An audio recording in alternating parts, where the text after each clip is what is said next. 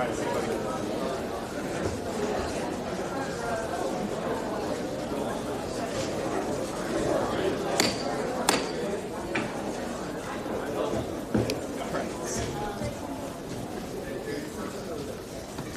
morning and welcome. It's my privilege to call this hearing to order as we examine the work of the United States Department of Agriculture and how we can best support our nation's farmers, ranchers, and foresters, as well as strengthen rural America. I welcome our witness, the Honorable Brooke Rollins, our 33rd Secretary of Agriculture. Thank you so much for being here today and for your steadfast commitment to America's agricultural community. We appreciate your willingness to serve and your active engagement with farmers, ranchers, foresters, and rural stakeholders where they live and work. Those conversations provide valuable insight into the challenges and opportunities facing the men and women who grow our nation's food, fuel, and fiber. They are impacted by USDA policies and depend on USDA programs daily. What I hear from Arkansas family farmers and stakeholders from across the country is that the farm economy is struggling. Producers continue to face high input costs, rising labor expenses, elevated interest rates, and market uncertainty. It is necessary that we work together to create an environment where agriculture can thrive and where the next generation sees farming, ranching, and forestry as viable and a rewarding career. One way we have delivered on a commitment to producers is through the Working Families Tax Cuts. The President signed into law historic investments to farm country 1 year ago, providing long overdue updates to agriculture policies that better reflect today's realities producers in Arkansas and across the nation experience. These improvements respond directly to concerns farmers have raised for years and provides meaningful support and predictability to help them continue operating for years to come. We appreciate USDA's urgency in implementing these policies so farmers can realize their benefits this fall. I look forward to hearing further updates on USDA's implementation of these programs. This landmark law also includes investments in USDA's premier animal health programs to help mitigate threats such as the New World screwworm. We know how critical these investments are, particularly as 6 domestic cases have been confirmed in just the last week. Madam Secretary, we appreciate the aggressive approach you and your team have taken to slow down the advancement of this pest toward our border and to implement measures that protect America's livestock industry. We have successfully eradicated New World screwworm before, and I'm confident we can do so again. We are looking forward to you and your team at USDA to continue leading this effort in safeguarding the health and security of America's herd. We must continue supporting agriculture sectors vital to our rural communities. Our cotton producers have faced significant economic headwinds in recent years. Cotton remains a cornerstone crop for Arkansas and states across the Cotton Belt, supporting farm families, rural communities, and manufacturers. This is why I strongly support the Buying American Cotton Act. I was pleased to see USDA's recent announcement promoting the domestic cotton industry. We appreciate that very much. At a time when our producers are competing in a challenging global marketplace, we should be doing everything we can to support American-grown products and the hardworking men and women who produce them. Similarly, I know many of our committee members on both sides of the aisle support year-round E15. I do too, and we are working hard to get that done. We also need to protect the energy security for local and regional communities and protect those jobs in rural America. I support the proposal put forward by Senators Fisher and Capito and the hope the Senate moves quickly on that bill. Just as importantly, our producers have access to the resources they need to succeed. Fertilizer remains one of the most significant input costs facing farmers, and they are seeing dramatic rises in cost and are concerned about future availability. The results of the American Farm Bureau Federation survey this year underscores the concerns I continue to hear from producers in Arkansas and across the country. Among Arkansas farmers who responded, only 12% reported pre-ordering fertilizer, highlighting the uncertainty and financial pressures producers are experiencing. I appreciate USDA's attention to this issue as well as the opportunity to join you to discuss long-term strategies to lower the cost of fertilizer. I look forward to working with my colleagues to advance policies to provide relief in the future. We have a tremendous opportunity before us to update farm policies on Farm Bill 2.0. I look forward to releasing text very soon that incorporates many bipartisan measures and, just as importantly, the priorities of farmers, ranchers, and foresters so they have updated policies to meet their needs. I am hopeful we can deliver a farm bill that farmers, ranchers, foresters, and rural communities deserve. Lastly, I remain committed to advancing the farm assistance package Senator Hove and I proposed in January.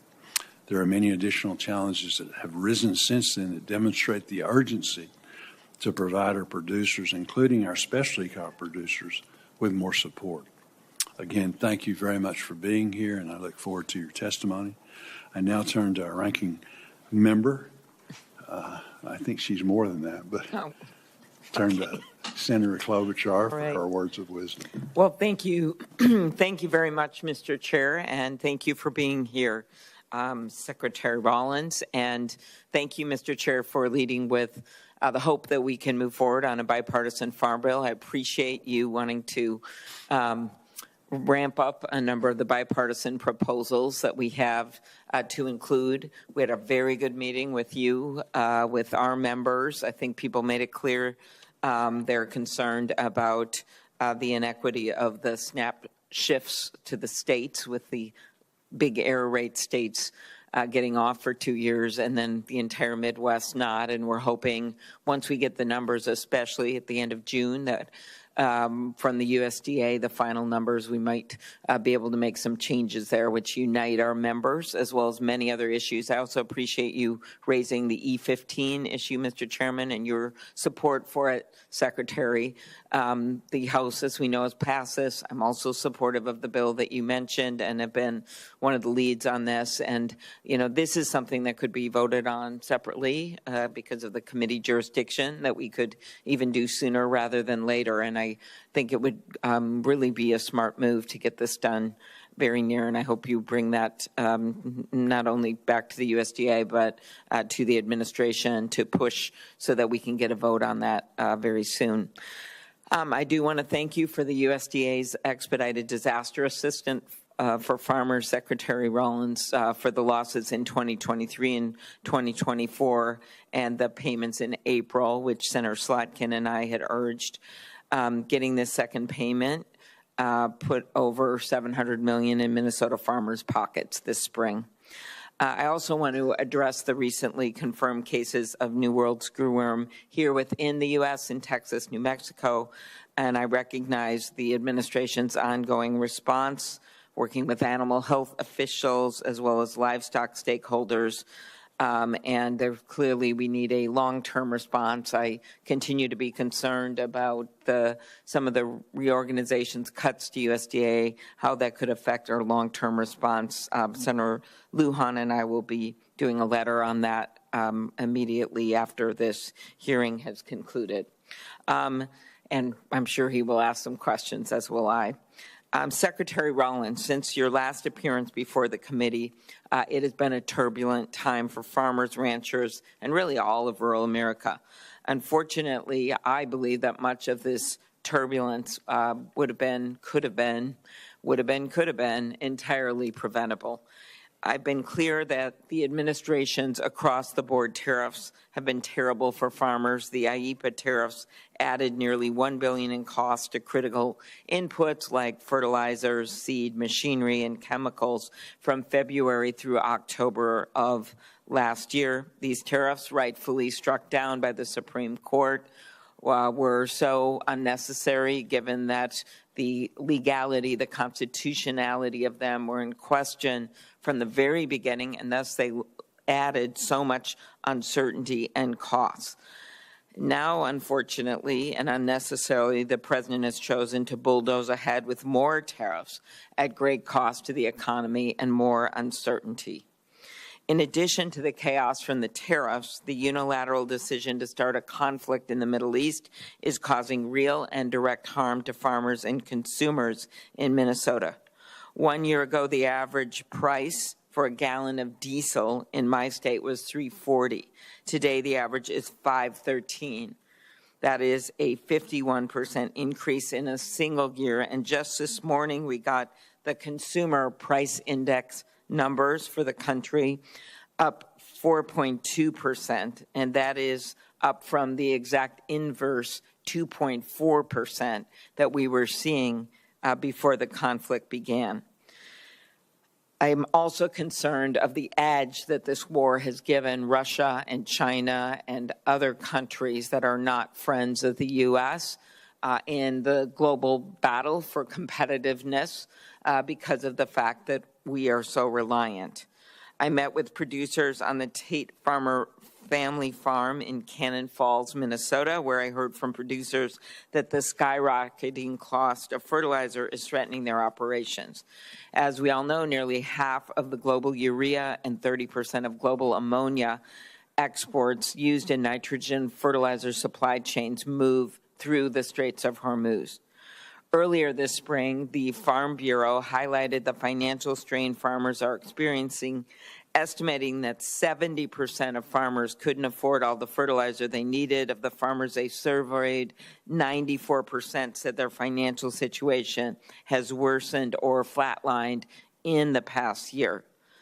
This morning, a number of us met with key economists, expert economists, about the long term here. And what they told us, this was not really a political-based meeting, was just that even if the Straits of Hormuz were opened immediately, the long-term effect of going through our reserves, as we have done globally, is going to keep these prices high. As I've said before, this is a perfect storm of ugly, to quote one of my soybean farmers. From the fuel and the fertilizer costs to the tariffs, it has made it really hard for our growers, especially our small growers, who do not have the reserves to make long-term business decisions with any confidence. Secretary Rollins, many of us believe that you can be a voice of reason when it comes to these issues with the administration. We know that you have expressed views in the past about the effect this is having on the farm economy.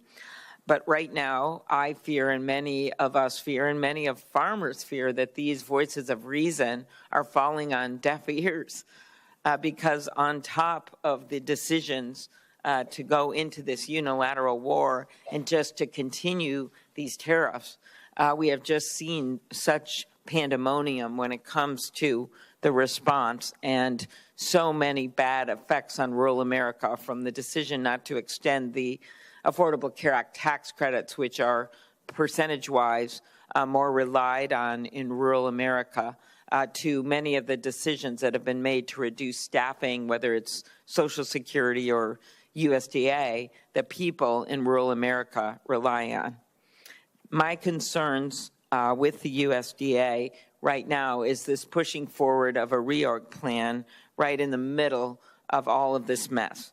The department has already lost around 20% of its employees, meaning fewer FSA staff to process farm loan and disaster aid applications, just at a time when farmers are facing more problems than they were the year before, the year before, the year before.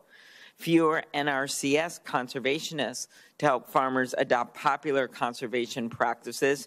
And this really does mean something in the Midwest, where many of them rely on these programs, and fewer researchers developing solutions for the challenges our farmers face today, including, as discussed earlier, the New World screwworm.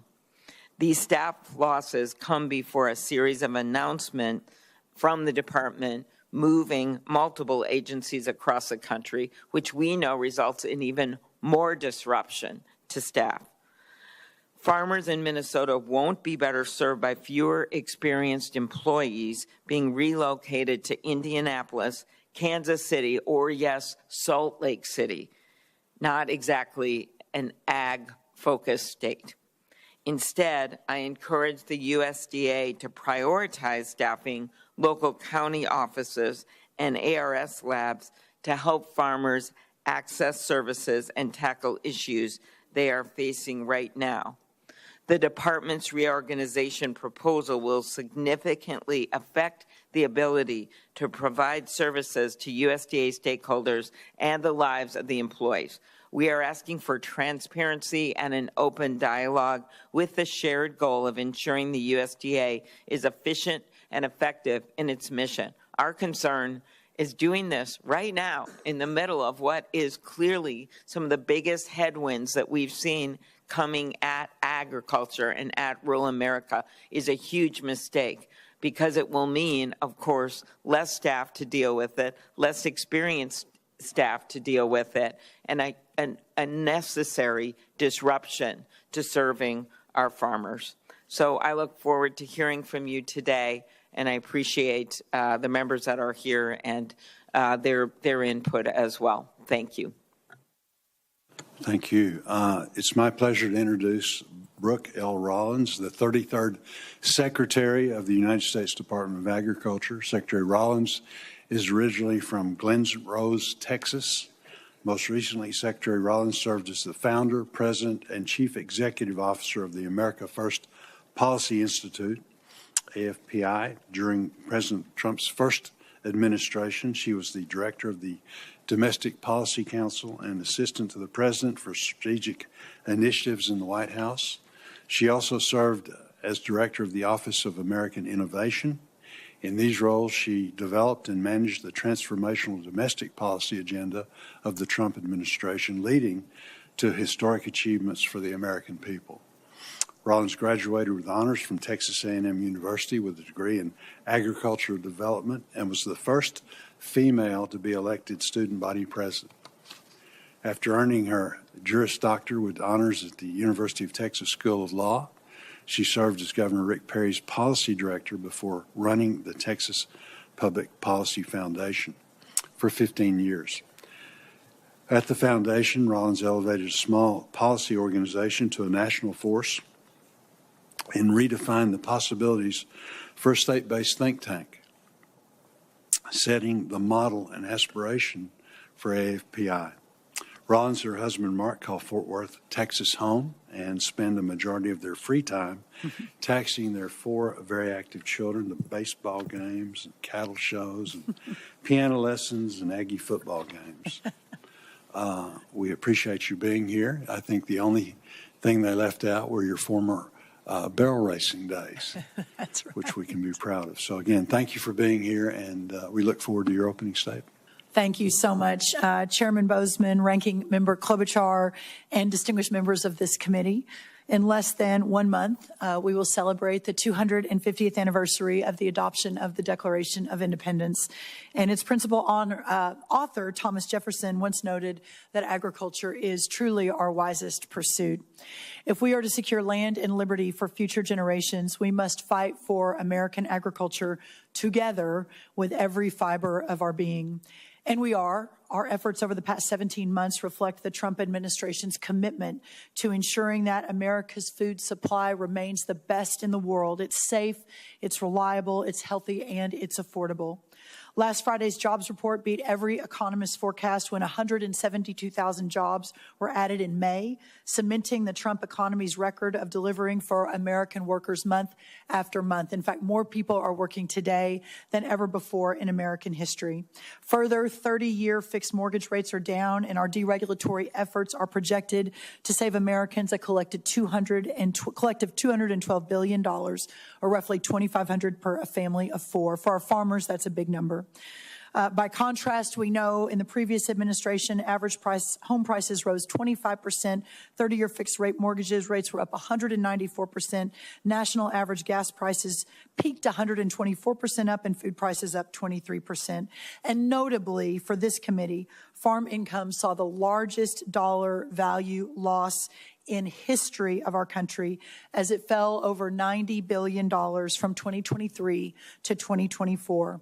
Further, commodity prices plummeted from 30-year highs in the last administration. And of course, we saw 0 new trade deals while inheriting a $50 billion agricultural trade deficit after leaving with an $8 billion agricultural trade surplus just 4 years earlier. While we cannot reverse this trajectory for ag overnight, we can and we will continue building upon the progress that has already been made.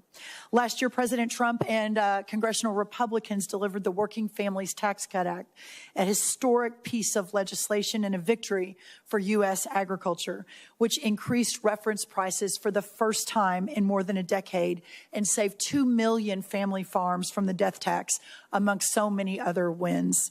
Moreover, President Trump has already secured 19 new trade deals in just over 1 year, helping us slash that $50 billion agricultural trade deficit by almost 50% from just 1 year ago. So think about what that means for our producers. As we expand opportunity over the long term, we are also providing farmers with our short-term support today through the Farmer Bridge Assistance Program, the Assistance for Specialty Crop Farmers Program, and others. USDA has delivered tens of billions of dollars in targeted direct relief to help our farmers manage natural disasters and temporary market disruptions. We are also helping our farmers manage the input prices, the cost of which we know exploded under the last administration. Under Biden, fertilizer prices surged more than 50%, on average, reaching 99% at their highest peak. And I know we're going to talk a lot about fertilizer today, but even after the Iranian conflict and even after the closure of the Strait of Hormuz, fertilizer today is still less than what it was in the peak of the Biden years. President Trump has activated our entire cabinet on this particular issue, and we can talk more about that today. Truly affordable domestic inputs are a matter of national security. Our ability to feed ourselves is fundamental to our freedom in this country. That's why we launched for the first time ever our Farm Security Action Plan last year, integrating agriculture into America's national security strategy for the first time ever. We are determined to protect the security and integrity of everything we are responsible for at the USDA, including the federal nutrition programs that constitute our largest expenditure. When it comes to rooting out SNAP fraud, in just over 1 year, we have already made 900 arrests. This is through USDA, pursued over 120 convictions, and have $132 million in restitution. And we're literally just getting started. We're also working to protect our producers from diseases and pests that threaten their livelihoods. Very quickly, before I get into screwworm, let's talk about the avian influenza, the HPAI, with our chickens. Since last year, when we launched that plan, we have seen a 41% decrease in HPAI and a 51% decrease in total birds affected. We still have a ways to go, but we're making progress. And this year is no different. And I'm going to talk, sir, about the New World screwworm just at the outset, and then I'm sure we'll dive into it more. We continue to prioritize defeating the New World screwworm. Over the past week and a half, USDA has confirmed 6 cases of the New World screwworm within the U.S., all but one in the south of Texas. I was just in Texas 2 days ago to inspect a USDA research facility that we just opened 2 weeks ago, developing new technologies to combat this pest, and we'll be back tomorrow on site in South Texas in La Pryor to visit that ranch and talk more about what we're doing. The Biden administration's open border policies, combined with the Mexican cartel's refusal to crack down on that through South and Central America, allowed the screwworm to move north for the first time in 50 years, beginning in 2022 when the Darien Gap was breached, into 2023 when the screwworm began moving at rapid pace up through Central America and hitting Mexico in 2024 under the last administration. We know this development is a serious threat, but it did not catch us off guard. We've established the 20-kilometer movement zone, expedited targeted release of sterile flies in the affected area. We've increased the trapping for flies along the border and ramping up surveillance. But more importantly, I think for this committee is very quickly, Senator Boozman, I want to talk about over the last year what we deployed. Over $1 billion, $1.3 billion since we walked into the door last January 2025 has been invested and deployed to battle just the New World screwworm. We have been forward-leaning. EPA just approved some new fly technologies we've announced just the last few days, which will significantly increase our ability to battle this through sterile flies. We also broke ground on our Moore air-based sterile fly facility in Texas about 6 months ago. That's a $750 million project.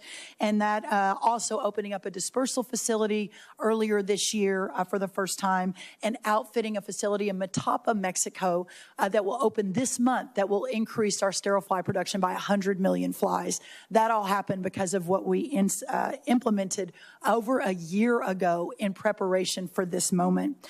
And since January 2025, and this is a really, really important point for those who are saying that we were caught unprepared. When we walked in the door in January 2025, the last USDA had an equivalent of 10 full-time employees working on the New World screwworm. So about 17 months ago. A week ago, before it was even confirmed, we had over 110 full-time staff that we had staffed up over the last 15 months in preparation, almost a 1,000% increase in over a year in preparation. In short, we're using every single tool at our disposal, working very closely with our governor, Governor Greg Abbott, and all of the teams on the ground in Texas, in New Mexico, and across this country. Thank you again for the opportunity to be here, Senator and Ranking Member Klobuchar. As we celebrate our 250 years of freedom, I know we will continue to fight together for the men and women who feed and clothe and fuel this great country and the world. I look forward to your questions. Thank you. No, thank you very much for being here again. And we're going to start our round of questioning. We're going to have 7 minutes to ask our questions, which is longer than normal. But I would ask you to be sure and adhere to the time, because we've got a lot of people that are going to want to ask questions. And there is an incredible amount of stuff going on as we speak right now throughout Congress. So we do appreciate the hard work that you've done and the preparation, slowing things down so that we would have additional time to get ready for this concerning the screwworm. I guess the only question I would have, is there any more authorities that we need to give you, or any more resources that would be helpful as we fight this battle? I appreciate that question, and I know I'm on multiple calls every day since we have moved now into the next phase of the battle. You all know we closed the ports a year ago, which was a very difficult decision, especially for our feeders in Texas. But the purpose was every model showed screwworm hitting our side of the border last summer. So that would have been just about 8 or 12 weeks after we came into office. And I looked at all the facts and said, we've got to slow this down and do whatever we can to be better prepared when it gets here. And that's what we were able to do. So, Senator Boozman, right now, there are no additional authorities, but I really appreciate the question. I want to give a big shout out to my boss, President Trump. Last spring, as you know, we were deep into the Department of Government Efficiency with Mr. Musk, and we were working to try to return the footprint of government back to something that was reasonable for our taxpayers and for our country. But I walked in the Oval Office and I said, sir, there is a pretty serious threat to our livestock that's headed our way. And when we need 500 million sterile flies a week, we're only producing 100 million out of Panama because everyone took their eye off the ball years ago. And unfortunately, because of the border policies, it's coming our way. And he said, well, what do you need?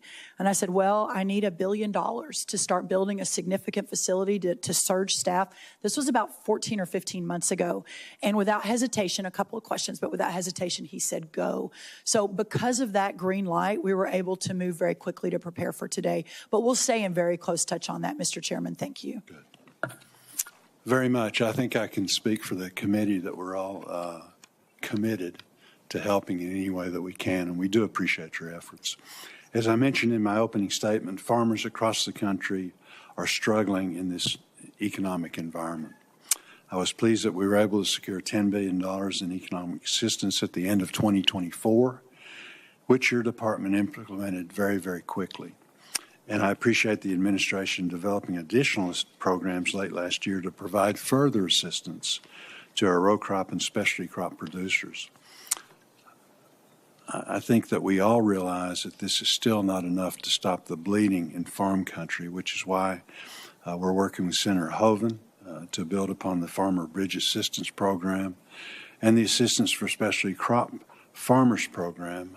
I was pleased to hear that the President mentioned additional assistance during his event in Wisconsin last week. Can you confirm that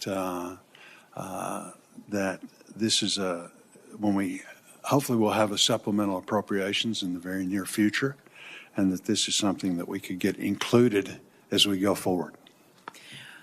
I will confirm that this president, on the trip to Wisconsin, while we were in Wisconsin, on the trip back, his commitment and love for rural America and our farmers is real. And as he said, so I'm not getting ahead of him. I'm always a little bit concerned about getting ahead of him. But he said at the event on Friday that he wanted to do more. And so I think we can work arm in arm and hand in hand across hopefully both sides of the aisle and get to another point where that is possible and feasible for our farmers. No, and I certainly don't want to speak for him either. But when we were able to, sign and, able to come up with the dollars previously, we mentioned then, that this was great, and everybody was very grateful for his support, not only in this administration, but in the past one for our farmers, but that we might have to come back, and he agreed with that. So I'm very pleased that the administration is being aggressive in negotiating new trade agreements and putting high priority on opening markets for ag products in these negotiations. I commend the administration for completing 19 agreements since the time President Trump took office. I also firmly believe that in addition to strengthening our export markets, we must build demand here at home. As I mentioned in my opening statement, I support legislation aimed at increasing domestic demand for ag products like the Buying American Cotton Act, the Fisher-Capito Klobuchar year-round E15 bill. What other actions is the administration taking to increase domestic demand for our American ag products? Are there areas in which the Senate and administration can work together on? Well, I think that the trade piece is important, and I realize Senator Klobuchar, probably Senator Booker, and some of our other friends on the other side of the aisle have some serious questions about that, and I really look forward to having that discussion with them.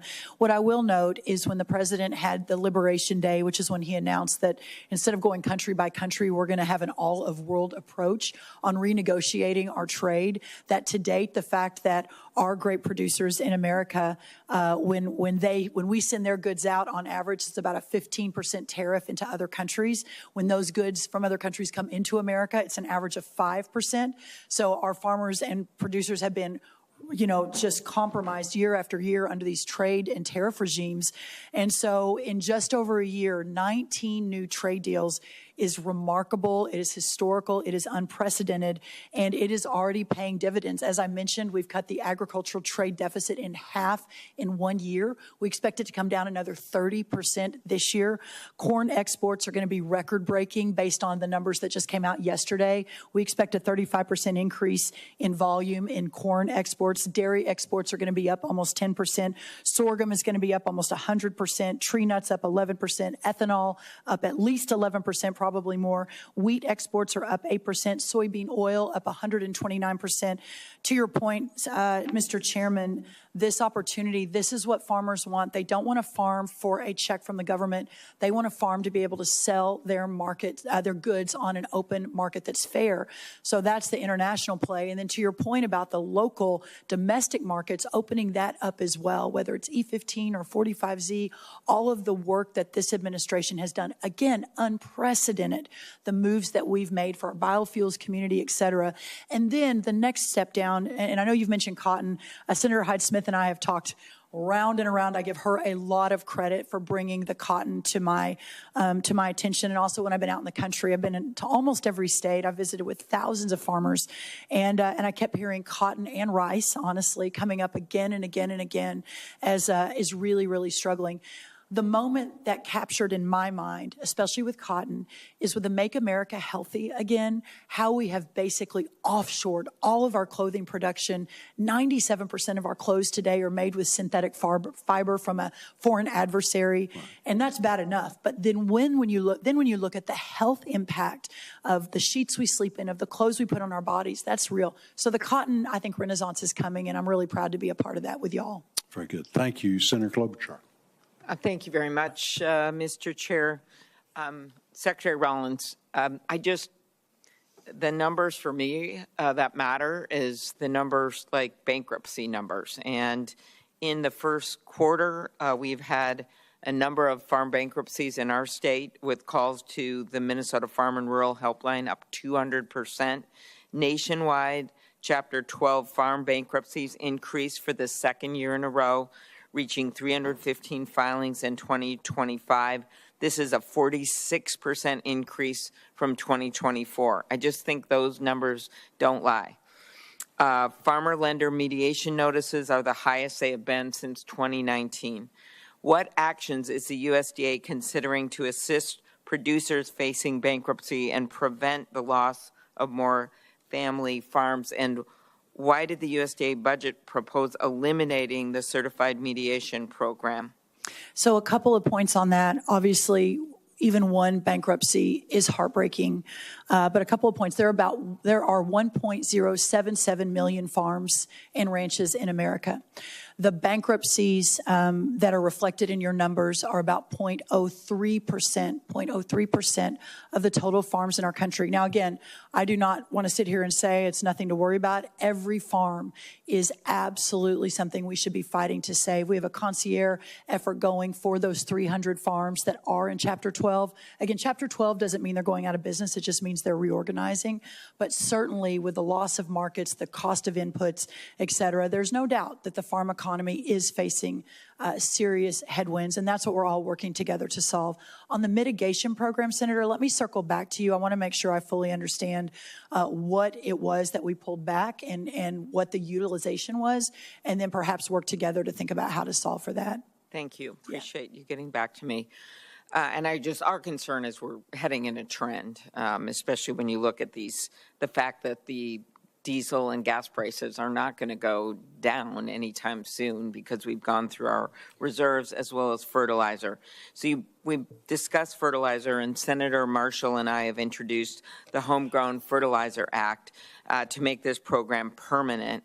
In the meantime, do you intend to use the new CCC funds to support the development of domestic fertilizer?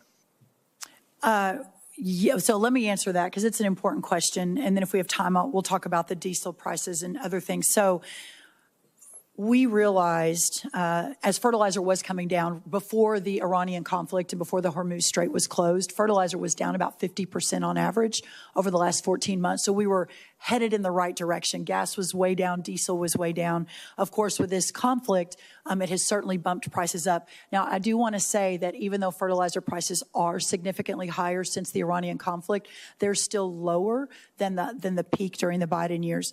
Having said that, Senator, what this conversation has allowed is a light to be shined on the fact that we've offshored our fertilizer production to almost 50% of total fertilizer in the last couple of decades. This did not happen under any one administration.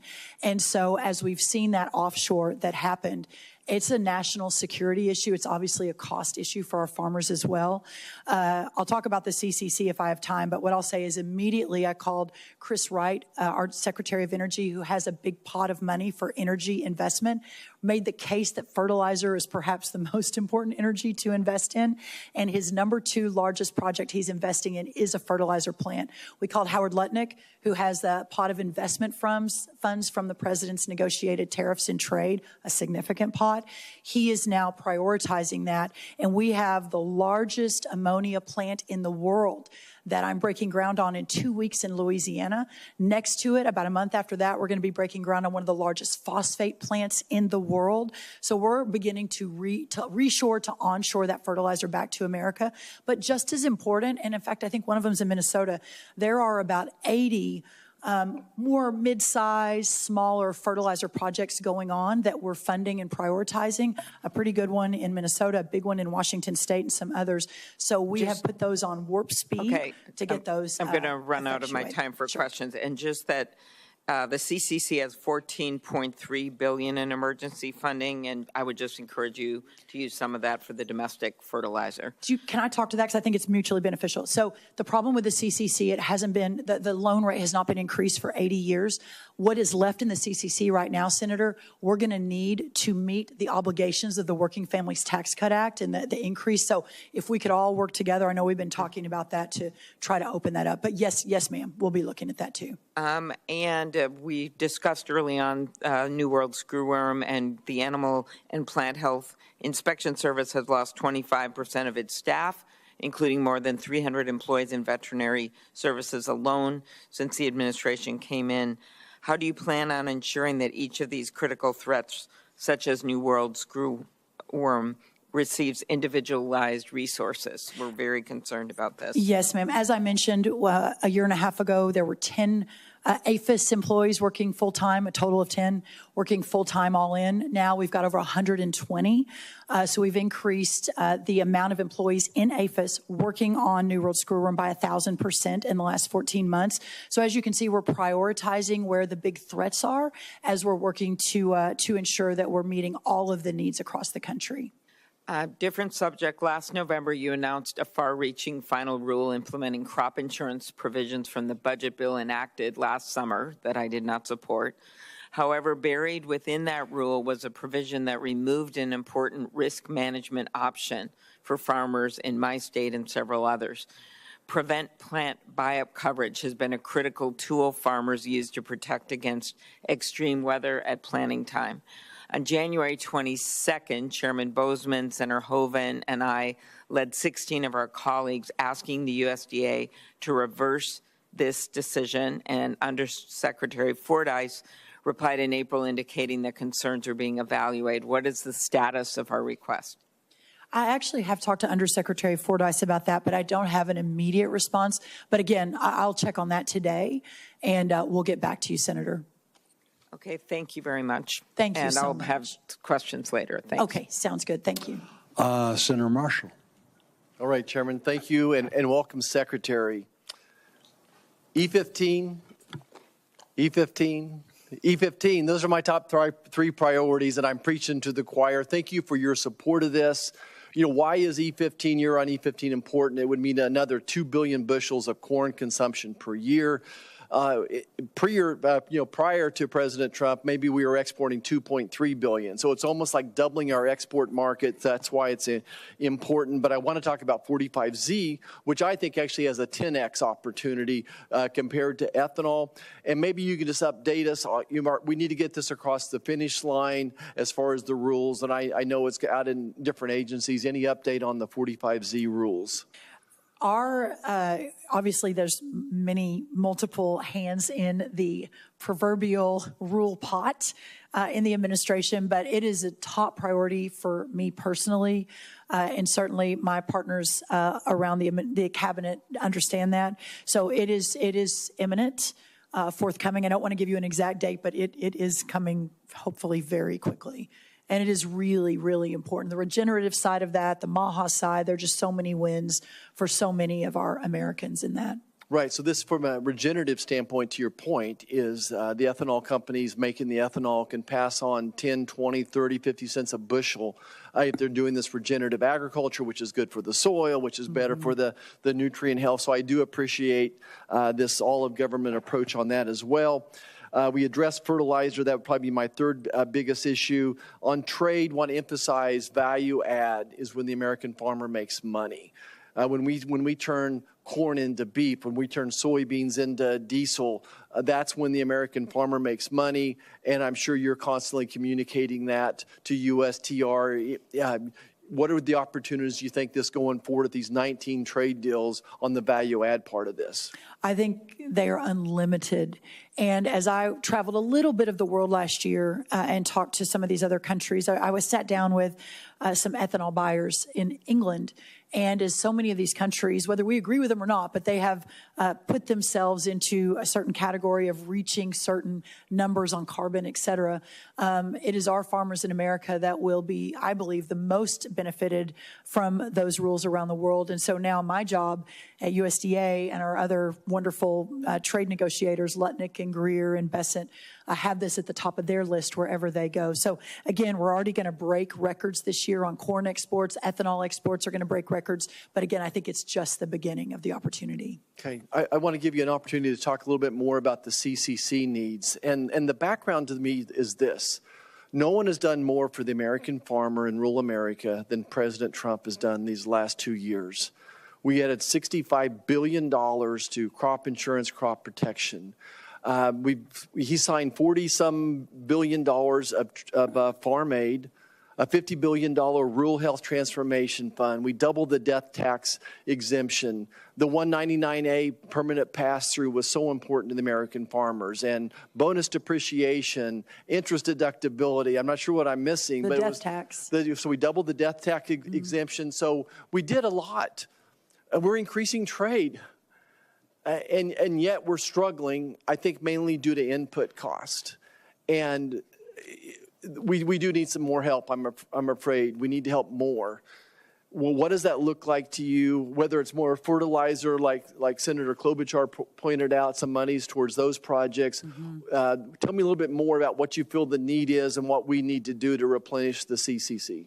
Well, I want to be careful because I don't want to get ahead of our entire team, OMB, et cetera. And so just know that those conversations are absolutely ongoing.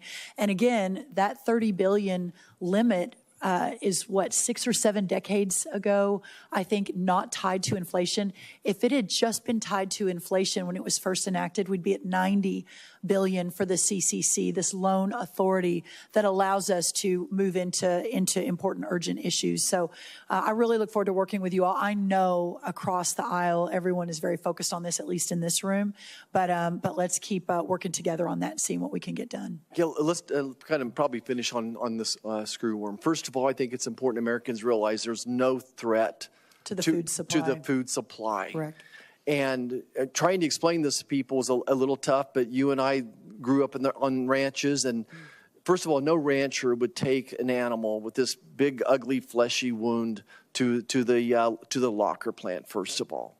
Correct. Second of all, even if a human ate, let's say it's a deer. Let's say you shot a deer and you're eating this and it happened to have this screwworm in it, that our own digestive system would destroy that. I think that's important to point out. I think it's important to point out that we saw this coming under the previous administration and they refused to respond. When you let millions of people migrate through Central America this way, we saw the screwworm just come with them, whether it was on their pets or maybe they were bringing livestock. And unfortunately, visiting the border before, I saw so many of these people with open flesh wounds themselves that could have been one way to get it across the border. We saw it happening. And we were down to just basically a male mosquito screwworm fly being sterilized in Panama. But the next step, so we sat on it. We prayed about it. We tried to monitor it. But you also invested money in the laboratory in Mexico. As soon as, like within days after you took office, we talked about this. So right. Take us through that process of what we've done in Mexico. Again, you had a time to touch on it. So the second you get into office, you're on this. So just run us through that again. Yeah, Senator, thank you. We saw it coming. The fact that it had been out of America since 1966, had been out of Central America and down past the Darien Gap for more than 30, 40 years. I think that that as it began to make its way north, starting in 2021, 2022, it gets into Central America. 2023 gets into South Mexico, and of course, 2024 begins to make its way through Mexico. Again, you need about 500 million sterile flies to eradicate. Once it was pushed past the Darien Gap back in the 60s and 70s, people just stopped, we stopped making the sterile flies. We got down to the 100 million in Panama. Within a matter of days, we got approval from the president to, I was sort of shocked that the last USDA really had no plans, hadn't really done anything, said we've got to build our own facility in America that will produce between 300 and 400 million flies per week so that we never let this happen again. Understanding that as a radiated facility, it normally takes a couple of years for permitting. Pete Hegseth, God bless him, and our Army Corps of Engineers permitted that facility in just 60 days, I believe, and then we broke ground, contracted within another month or so. So we have shaved years off of that timeline. But in the meantime, the Matapa facility was a fruit fly facility in Mexico that Mexico agreed to let us pay for, let us outfit. We started that last summer, and it is ready this month. That will be another 100 million flies that are coming online. So there's a lot of movement and a lot of money that has been invested to prepare for this moment. Great. Thank you, Chairman. And I'd love to come back and talk about the life cycle of the screwworm. The poor females only get to mate one time, and then they die. This is true.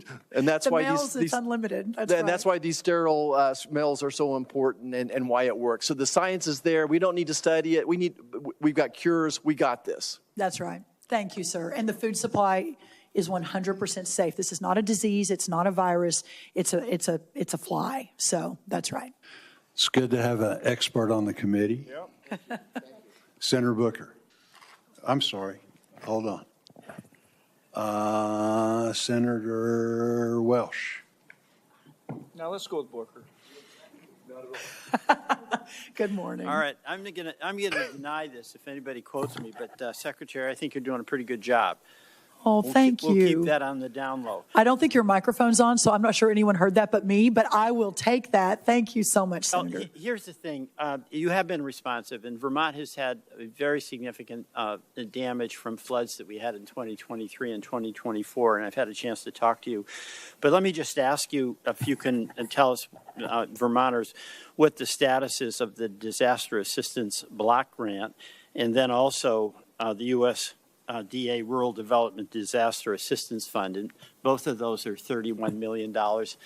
We've been going through the process, and hopefully the money will be delivered, but it'll make a huge difference to us in Vermont. No, that's right. And I really appreciate, obviously I'm from Texas, I'm from cotton and cattle. I grew up in the summers on my grandparents' row crop farm in Minnesota. So I knew row crops and I knew corn, cotton and cattle coming into this job. I did not know specialty crops, obviously as much. And you and others, again, working across the aisle have been, and some of your colleagues from the Northeast in California, frankly, have just been really, really good at making sure that I fully understand the challenges facing our specialty crop producers. So the block grant that you're speaking of, most of the Northeast is in paperwork process. Some of them are complete. I should have had Vermont front of center, and I don't, but I'll follow up with you on that. If it hasn't been deployed yet, then it will be imminently.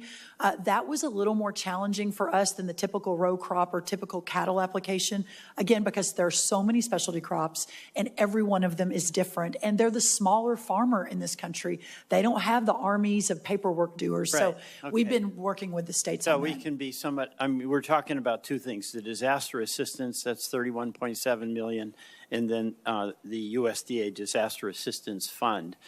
And your office has been responsive to me, but what I understand is that both of those are on track for deployment quite soon, right? Well, in fact, the crack staff behind me said we signed Vermont yesterday. Oh, So that's- it's done and should be moving out. The block grant piece of that. Mr. Chairman, I like that kind of service. Very much. I should thank you. appreciate you. You know, the other thing, the USDA is extremely helpful to us, really helpful to us in Vermont. There have been some staffing cuts, and there's also been loss of staff by attrition, and there's not been replacement. And it really is a governmental agency that has made a significant difference for Vermont ag. Can you tell me about the prospects of restaffing so that we get the help that we need? Absolutely. And my ask for you, sir, and you can pass me off to anyone that has better information if you don't have it, but if we could just get a list of whether it's NRCS or FSA or RD, wherever you are really compromised, where you don't have enough staff, we will prioritize that in the rehiring. Okay, we will do that. That would be great. We'll get a really good look on that. Okay, there's another program in Vermont, it's called the Access and Development Program. And it's really helpful for us in our maple producers in Vermont. And Vermont, of course, produces the most maple syrup, the best maple syrup in the United States. In the world? Yes, thank you for that. You're welcome. And there's a 30-day requirement window is far shorter than any of the previous 9 years, and it's making it somewhat difficult to meet internal organizational deadlines. Can we work with you about extending that period of application to give our institutions more time to get the benefit of this? Absolutely, because I know we adjusted that particular program. So yes, if we need more time, then yes, let's make sure that happens. All right. And, you know, I want to talk a little bit about Food for Peace. You know, that has been such a contribution that the United States has made to hunger across the world. And I understand there's a memorandum of understanding with the USDA in the State Department that would give USDA temporary authority to administer this incredibly important program. And can you just describe this and the steps that you would take to make certain that the goals of the Food for Peace program continue to be met with this organizational restructuring? Yes, it's my understanding our Undersecretary for Trade, Luke Lindbergh, has really driven that, and I think it's been a successful transition. We talked about this in my confirmation hearing a year ago, and it actually happened, and we're really happy to take the program and do with it what we could. If you've heard differently, please let us know how we can improve, but really glad to have it. I think it probably needs to be codified at some point because it's just under an MOU, so it may switch back, but we're fully in support of moving it to USDA fully. I'm going to be quick because I only have a couple of minutes. Just on the net, you were mentioning organics and vegetables. The certification program that farmers have to go through in order to get organic status, there's been a cost share, and what I understand is there is a move now to increase the burden or the share of cost that the farmer has to bear.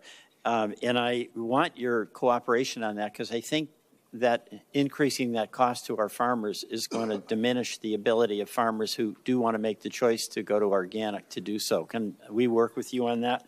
Yes, of course. And I know the Working Families Tax Cut included extra money for that program. So, yeah, we'll look forward to building that out. You know, and then finally, this is not anything that you have control over, but I am so alarmed and concerned about the well-being of agriculture, not just in Vermont, but across the country. I agree. You know, a graph that you provided, your office provided, shows that in all the big commodity crops of all my colleagues, it's costing the farmers more to produce than they're getting paid. Mm-hmm. And that is just not a sustainable situation. That's right. And, you know, some of the costs are related to tariffs. That's not your policy, but it's having a big impact on the input cost, fertilizer. The tariffs also have had a big impact on losing markets for a lot of our agriculture committee, especially in the Midwest. And I'm not going to ask you to defend those. That's not your decision or choice.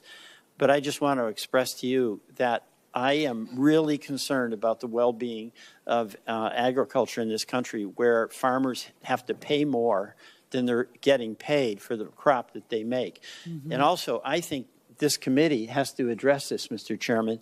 You know, our farmers create an immense amount of wealth. They just don't get any of it. That's right. And that is not right. Mm-hmm. So I think you agree with me on this, but I just wanted to make that statement. Thank you. Thank you. And if I may, just very quickly, Senator Bozeman, and I know, Senator Welsh, you and I could disagree on this, but from my perspective, having watched the tariff and the trade negotiations around the world, it has opened up these 19 new trade deals, the highest corn exports on record, highest tree nuts on record. We've cut the agricultural trade deficit that we inherited, about $50 billion, in half in just 1 year. So I understand it's been an imperfect process, but we have actually made a lot of strides for our farmers. Thank you, Madam Secretary. Thank you. Senator Tuberville. Thank you, Mr. Chairman. Thank you, Secretary, for being here. This it's a disaster, we all know. We don't like to go back in time, but in the previous administration, we lost 150,000 farmers and 25,000 farms. A disaster. It hadn't stopped. We're still losing because when you have all those high input costs up to this point, the farmers and producers in my state of Alabama, when you have a 4 or 5 year losing streak, in coaching you get fired. Well, in farming, you go broke. And that's what's happening. We're having tough problems. Just one question about the screwworm. Have we opened any of the border in Mexico, either the West Coast or the East Coast at the border? No, the ports have been closed for a year, Yeah. and that allowed us to keep it out. I think that if we'd opened any of those ports, we would have had it on our side 6 months, 8 months, 10 months ago. Are you putting the fly traps or whatever you call them all along the border? Where are they? They are. They're all along the border. We have a polygon that gets adjusted every day. So on Wednesday of last week, when the calf with the first confirmed case, a 3-week-old calf in La Pryor, Texas, was confirmed, we, within 4 hours, were dropping 8 million sterile flies right on top of that ranch, and they have had no other cases. I mean, this just proves the efficacy of the technology. So yes, we're constantly moving based on where the cases are popping up. And this month, again, we'll have more coming online out of Matapa, so we'll be able to expand that. Hopefully with the Novo fly, we'll be able to even exponentially expand it by the end of the year. And then we're moving up the timeline to get that big production facility ready to go, hopefully before next summer. Can our packers and producers make it without Mexican beef? Well, I think the larger question is a good one, and that is that our packers are losing a lot of money right now because we don't have, it's the lowest cattle herd in history of our country. But what's important to realize is that's a worldwide phenomenon, and there's a lot of reasons for that. Listen, in America, there's no question the previous 4 years to us, the ranchers were not number one on the policy list. There was grazing land taken away. A lot of USDA money was shifted to more climate-focused projects, et cetera. You had a lot of issues with a lot of the different pushback on that. And then you combine that with the Make America Healthy Again movement. We have a higher demand for beef today than we've ever had before. The carcass weights are bigger now because of genetics, so we don't have less beef on the shelves. We have about the same amount of beef on the shelves. What's happened is more people are eating it and want it. And as the price has gone up, the demand continues to increase too. So we've just got to get more cattle here as soon as possible and incentivize our ranchers to retain. It's hard to do that when the prices are really good for these cattle. And the average herd in America is 45 head. What that tells you is that almost every ag producer has a herd of cattle, and that's keeping them afloat. Yeah. Switch gears here a little bit. My foresters are getting killed. Our sawmills are closing down. We're getting beat up by Canada. I think we have a 25% tariff on Canada. It needs to be about 60, 70%. They are flooding our country with lumber. And our sawmills are going out. We're losing paper mills. We have we have no place for our wood residuals to go. I mean, it's becoming a disaster. Our crop farmers are having problems. Our foresters are having problems. What's your thoughts on the problem we're having with our foresters? Yeah, I should have mentioned, I said cotton, rice, and we should put forest timber on there too. We are similar to cotton and rice. We've released cotton, rice is coming, but timber is next. And I think there's a lot we can do on the international front with the trade team to continue to push this and prioritize it, because you're right. And this is one of the fundamental, original agriculture producers in this country is our foresters, our timber guys, and the timber mills. And there's a lot of opportunity there, just as we've done in biofuels. I think there's a lot in biomass we can do. So we'll stay focused on that, and let's work with your office. Yeah, China can come in and buy our lumber, our trees, and cut our trees, put them on ships, ship them back, mill them, make cabinets out of them, the same that we make here, ship them back, and they undercut our prices. Mm-hmm. And we need to tariff the hell out of China. Yeah. I don't understand that. I don't understand why we cannot protect our people in our country. And I know it's all about diplomacy, but at the end of the day, We have got to save the people that make things in this country. That's what President Trump wanted. He wants, hey, let's make things here. Good. Let's tariff the hell out of the people that are shipping in stuff that we can't undercut. One other thing before my time runs out. Gulf Coast shrimpers, they continue to face pressure from imported seafood that is often sold at an unfair price due to foreign subsidies and dumping prices. Can you address that? There is no doubt our Gulf coasters, well, really all of our coasts are seeing this. North Carolina has a big issue too. We opened the first ever Office of Seafood. I don't know, Senator, if you were tracking that. I know somewhere at USDA. Before, our seafooders, our farmers of the sea have never even had really a home in the federal government.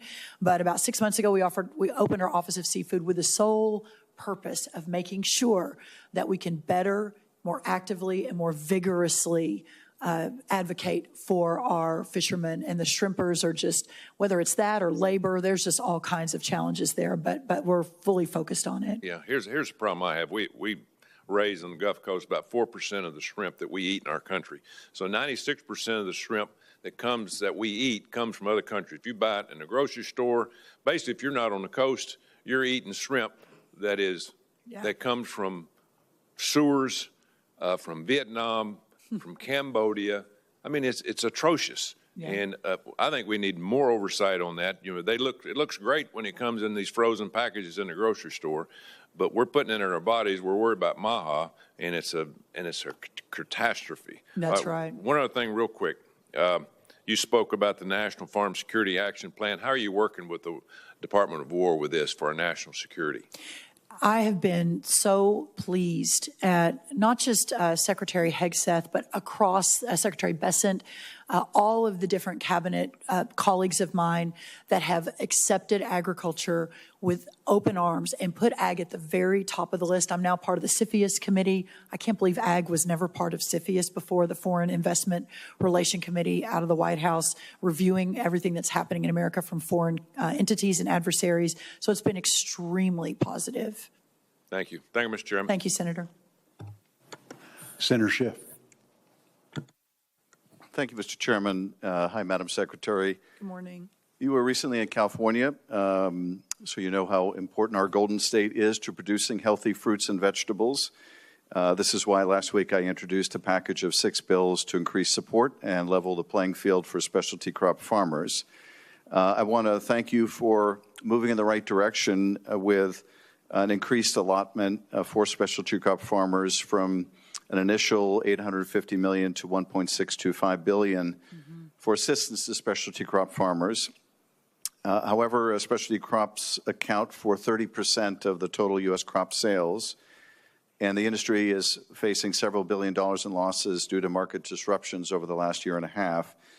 They are continuing to ask for $5 billion, up from the $1.6 in additional help to have this funding doled out based on revenue, similar to how CFAP 2 under the first Trump administration was implemented.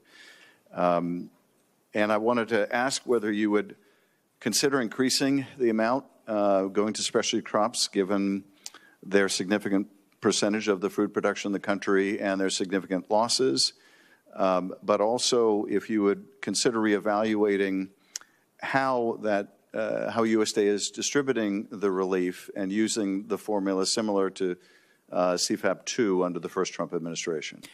We would love any feedback, and we've said that all along. It's one of the reasons that we basically doubled, maybe even more than doubled, the original plan. As we have made clear, this is hopefully we can lean on Congress to step into these gaps, that USDA sort of bubblegumming and duct taping some of these programs together is very difficult on the bottom line. So we'll look forward to working together. But yes, of course, we're always open to that sort of feedback. And is there any constraint in using the CCC money that you need addressed in the Farm Bill or otherwise to augment what we can do for these specialty crop farmers? Yes. So what we've discussed is the CCC is a really important tool for USDA. I don't really, for the American farmer, I don't know that I really ever really appreciated it until this job, but it has been at a loan limit of $30 billion for decades. It was never tied to inflation when it was instituted, I think in the 1930s, if I'm not misspeaking. So yes, there's a lot of work that Congress can do. It's a congressionally authorized fund, obviously, to adjust, and even just tying to inflation. We're obviously talking to Senator Hoeven and a lot of people on this committee almost daily about the importance of that. And the other important point of that, Senator, is that a lot of the really good things that happened under the Working Families Tax Cut Act, the reference price increase, et cetera, that is going to come, crop insurance, crop protection, et cetera, the additional money is going to come from the CCC fund. So we're really stretched right now on the CCC.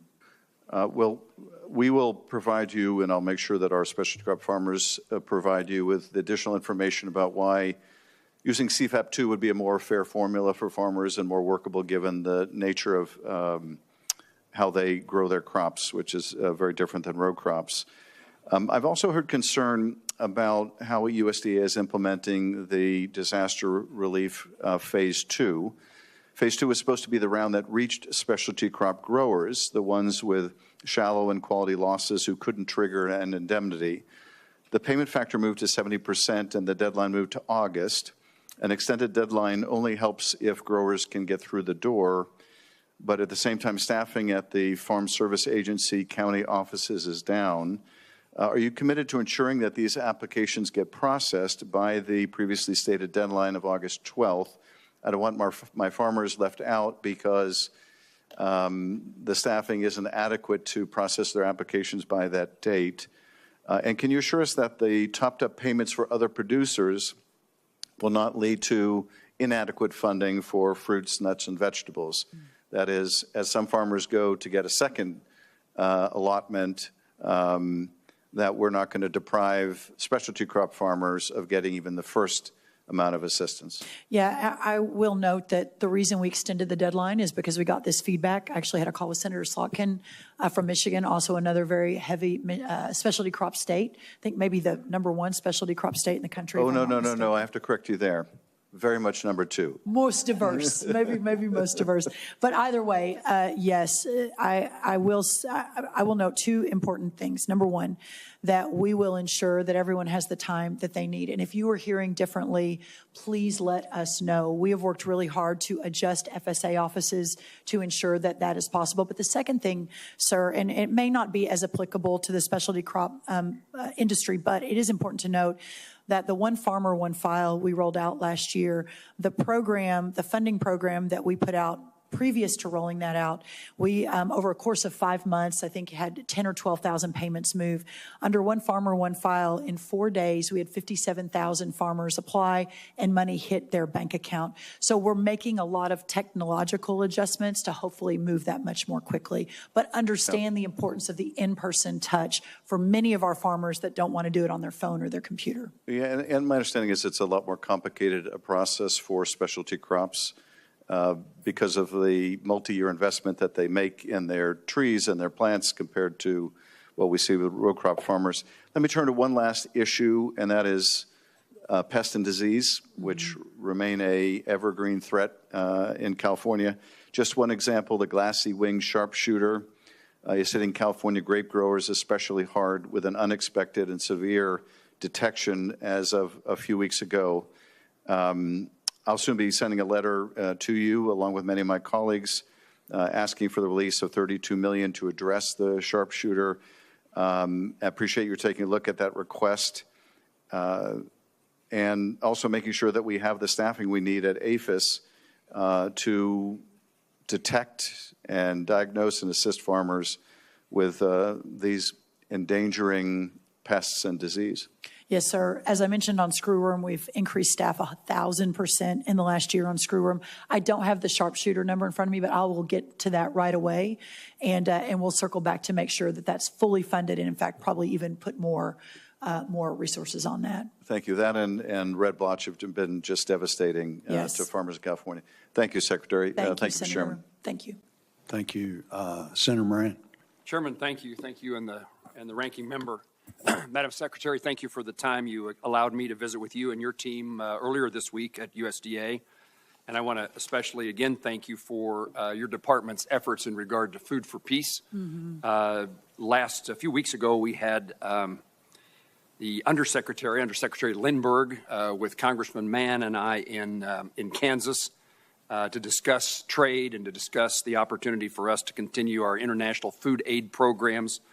And I want to thank you for the acceptance and the work that you are now operating the Food for Peace program, the acceptance from the Department of State, and the management and operation of Food for Peace.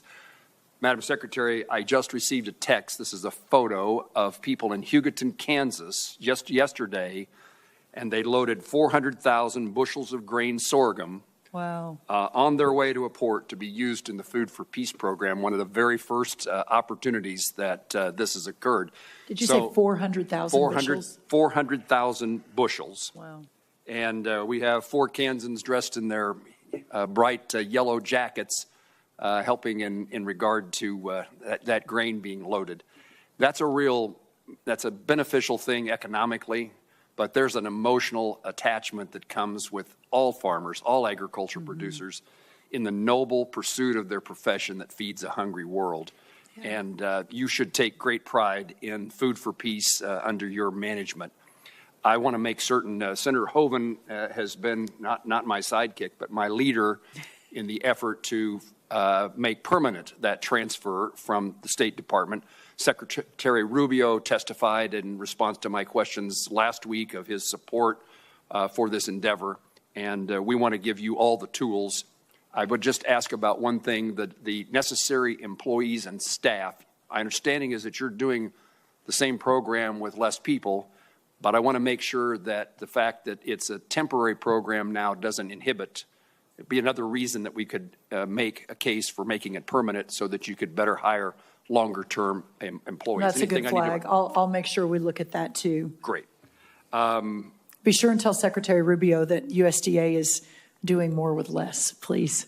It depends on the moment of whether I need something from Secretary Rubio, but I will be happy to do that at the right time. Kansas, long-time leading state in cattle feeding, and I say that to a Texan. Large numbers of animals are shipped across the country to be finished.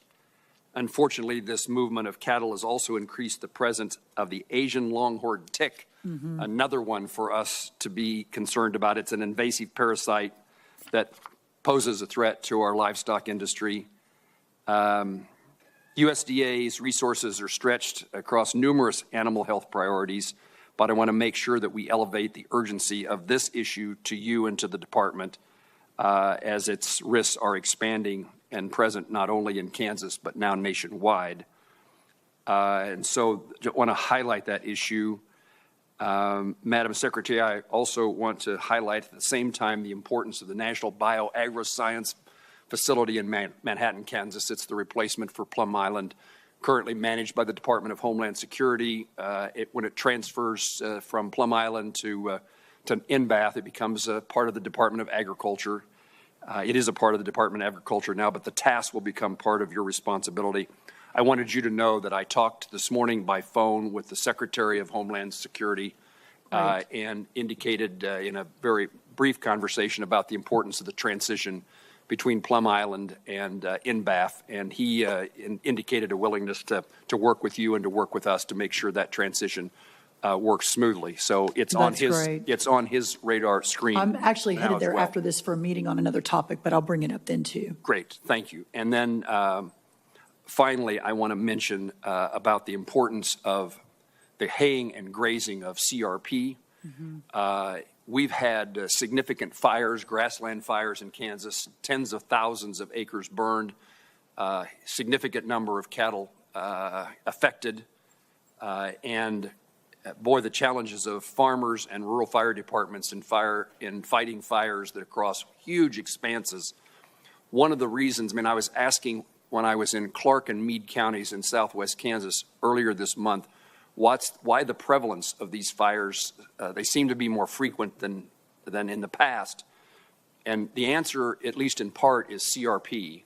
And it's kind of the nature of rainfall in our state. We've been in a multi-year, 5-year drought, but about a year ago, we started having rains again, and the grass on the CRP ground grew and became fuel for fires. Mm-hmm. Unfortunately, the drought returned, and so we had a lot of vegetation that then turned flammable. And so I'd like to work with the department. I'm a sponsor of legislation with Senator Klobuchar and Senator Thune and others in regard to some of these issues about the improvement of the use, the flexibility of using CRP ground. And I hope that we understand that it can be a part of the Farm Bill as we mark up that important piece of legislation.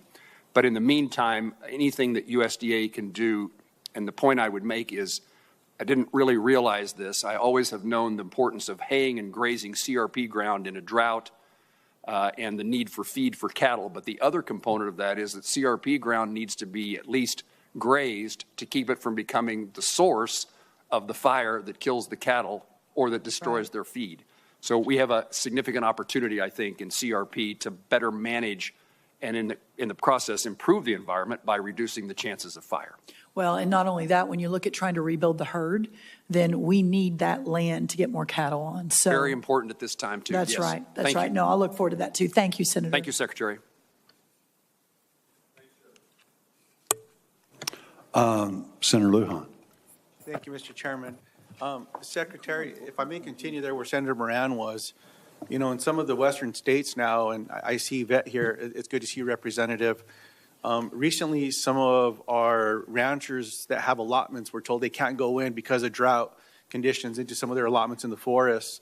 And similar to what Jim's saying now, you know, with the cost of diesel, inputs into hay, things of that nature, you know, the same way that folks in different parts of the country that have row crops, I don't know why there wouldn't be a program to help offset the cost of hay and those fuel costs as well. If the federal government is telling folks you can't go in and you can't use these allotments or because of hay and what's going on with CRP, there might be something that we could do together, you know, Midwest, Western states that we might be able to figure this out. And this issue just came up, I don't know, 2 weeks ago I was at a commencement, Representative, and a few of the board members that have cattle herds were telling me about this. And as you know, different forests treat, you know, different decisions, things of that nature. As well. So for whatever that's worth, I hope that that's something maybe we can work on together. I would love that. Yeah. Thank you. Madam Secretary, one of the questions I have, I think several of my colleagues have asked you about it, and we're one of the states where the screwworm is now, as you know.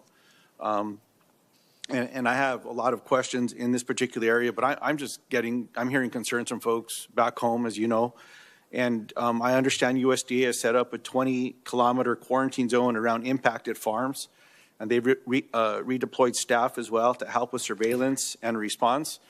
The question I have is with the nearly 20% reduction in APHIS veterinary staff due to the DOGE cuts, reduction in force efforts, deferred resignation program with heavier losses in concentrated areas like the Southwest, is that there's just not enough people when emergencies like this come up. And this is an emergency we've known about for a while. Mm-hmm. And with watching that darn thing, you know, get closer to the states and then into Texas and now into New Mexico, my question is, have reduction in force efforts at USDA impacted the ability of the department to respond to the spread of the screwworm?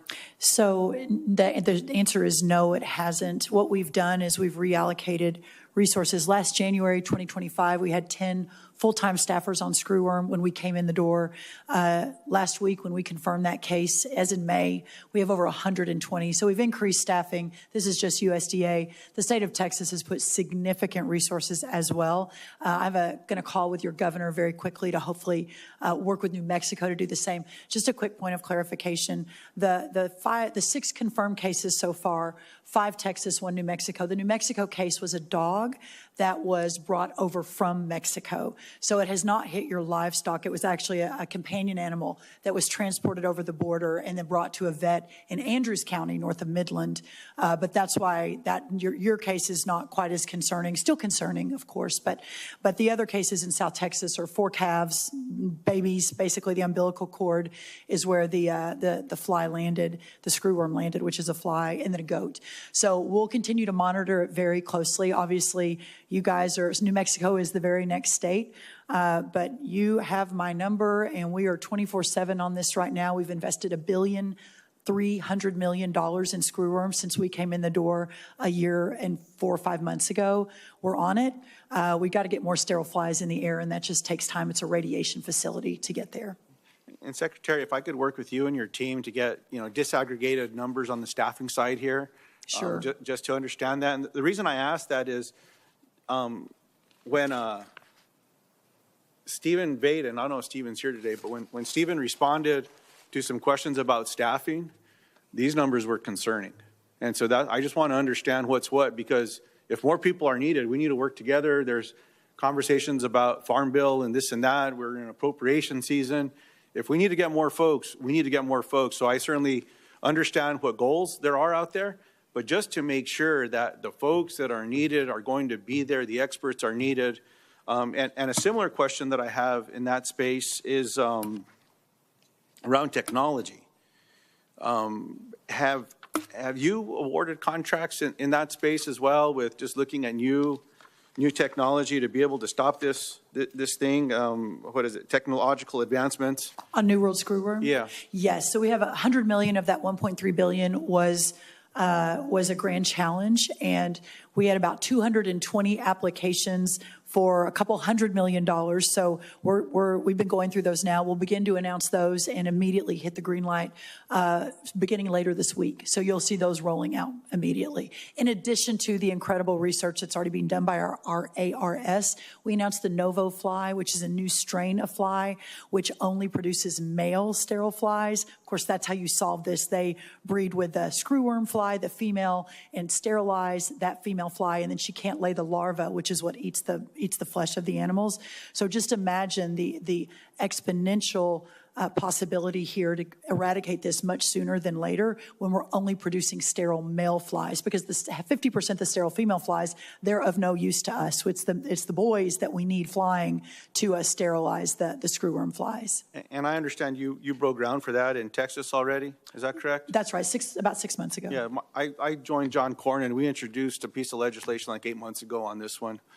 I was getting concerned that we weren't seeing much activity and things of that nature, so it's good to see that ground's getting broken. That's right. I always ask, why couldn't we do it sooner? I'd still like to explore that.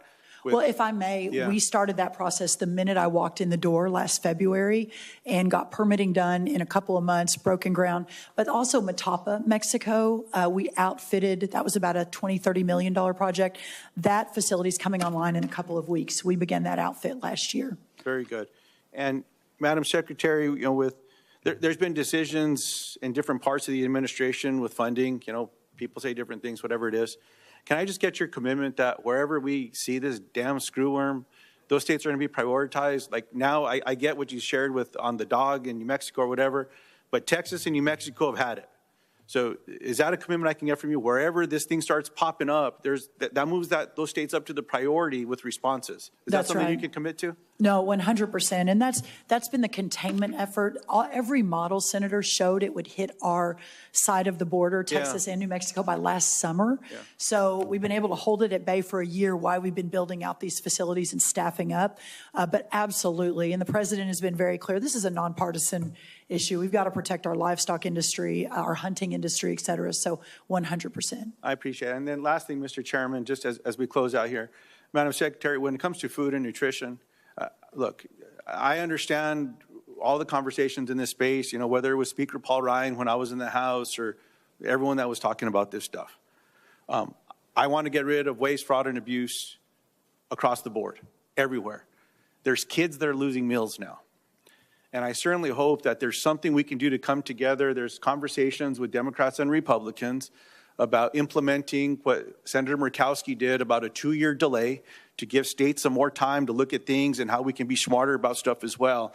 I certainly hope that's something that you could embrace, that you could endorse, that President Trump, I can't imagine he wants to see kids not get a meal. No one wants kids to be hungry. And so I certainly hope that's something that we can do together and just say, come on, y'all, let's come together. We have the same goals. We just have different ways of getting there sometimes.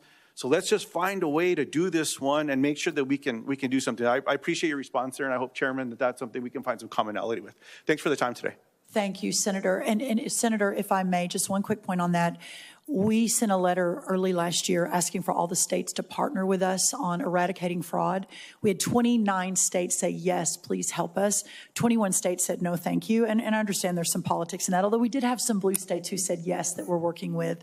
I would love to help and partner with New Mexico and get New Mexico's data to help us figure out where the fraud is and where we can really focus on the kids who really need this. Let's end the fraud, let's waste the abuse, but let's make sure that kids are not going to starve while we're doing all this stuff. I think we can do both. And so I'd be happy to work with you on that one, but let's make sure that these kids are going to get those meals. So appreciate it. Thank you. Yeah, thank you. Senator Hyde-Smith. Thank you, Mr. Chairman, and I want to thank our Secretary for being here today and doing such an outstanding job. I, along with Senator Welch, think that you are doing a wonderful job. When I'm reading the headlines about all of these serious challenges with screwworm, you give me confidence. You really do that USDA is going to handle these challenges, and you've proven that over and over. So thank you for what you are doing. And I was thrilled about the department's recent announcement on the Great American Cotton Plan and the initiative to increase the demand to improve trade and to promote U.S. cotton as the alternative to synthetic fibers, which we'll know is safer, it's a healthier option, and it could really be a game changer for this struggling economy. And it just makes so much sense. Mm-hmm. In 1991, there were 181 cotton gins in Mississippi. Big Ted Kendall down in Bolton, he still is running his cotton gin that he has for many, many years. In 2000, there were only 62 gins, and the total number of cotton gins in Mississippi is down to 33. Mm-hmm. So that is so significant. I can remember as a child seeing the bumper stickers, cotton is king. It's not king anymore. And, we can bring that back, and there's no reason why we shouldn't. It's a tremendous economic impact associated with those figures. When gins disappear, jobs disappear, and the communities in rural areas, they have very few other options. But a key pillar of the USDA's Great American Cotton Plan is the Buying American Cotton Act, which you've already mentioned, and I thank you for bringing that attention there. And I introduced it in the Senate, and I already have almost 100 members of Congress on board with that. So what started out a year ago as some people thought as a messaging bill, we've gotten traction because it is so logical. And but thanks to the unique coalition of the Cotton Belt farmers, fashion brands that we all know and have heard of, they've gotten on board. Health advocates and business leaders across the nation, they are just embracing the Buy American Cotton Act. And it's become a major priority for the American producers as well as the retailers. Yeah. We all love fashion. We all love going shopping. And to think that we're going to have more American cotton in these products because we're buying it anyway, we just want it safer and healthy.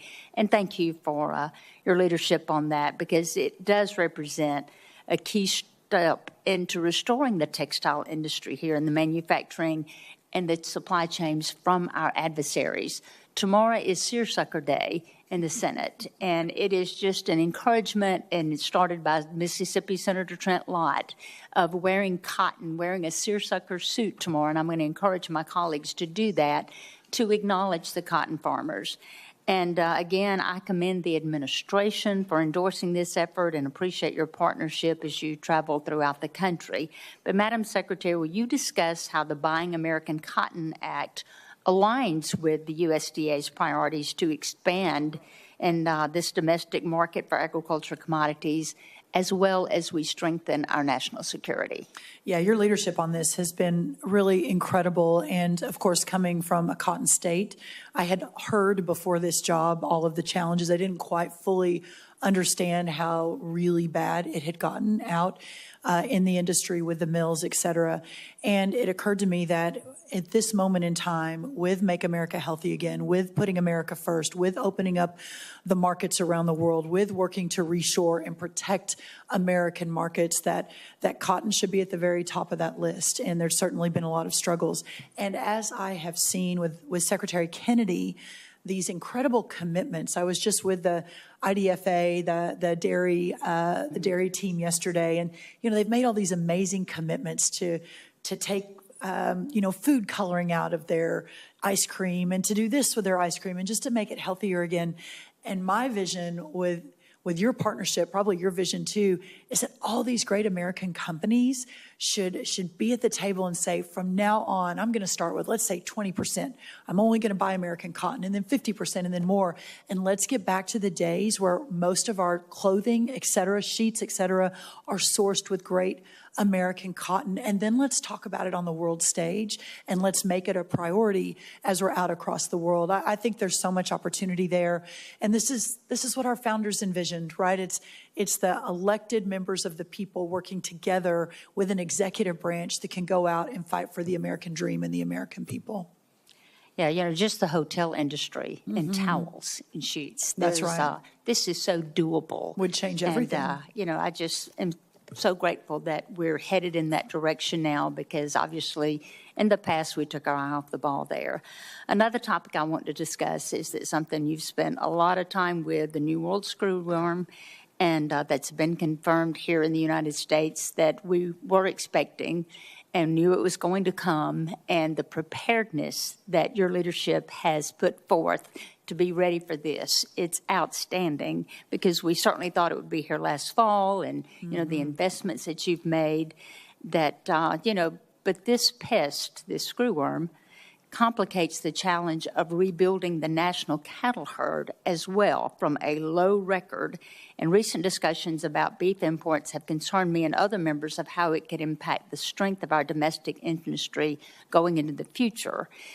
We know the cattle market, it's a global market. It's like any other agricultural market. It goes through highs, it goes through lows, and we do need to ensure we're protecting our industry with only the necessary government intervention, but we've got to address this shortage. That's the only thing that's going to get us where we need to be, because when I go to meetings of cattlemen, I look around the room, and, our average is like in their 60s. So we need to incentivize young producers that they want to get into producing fine cattle in this country, and we can definitely do that. I know so many that want to be a cowboy. We just got to help them get there. That's but right. Madam Secretary, what is the administration doing to break down barriers for producers to rebuild their herds, and what should Congress be doing to help you achieve those goals? Well, I think Congress did an amazing thing in the Working Families Tax Cut Act when we increased the definition of a young farmer or rancher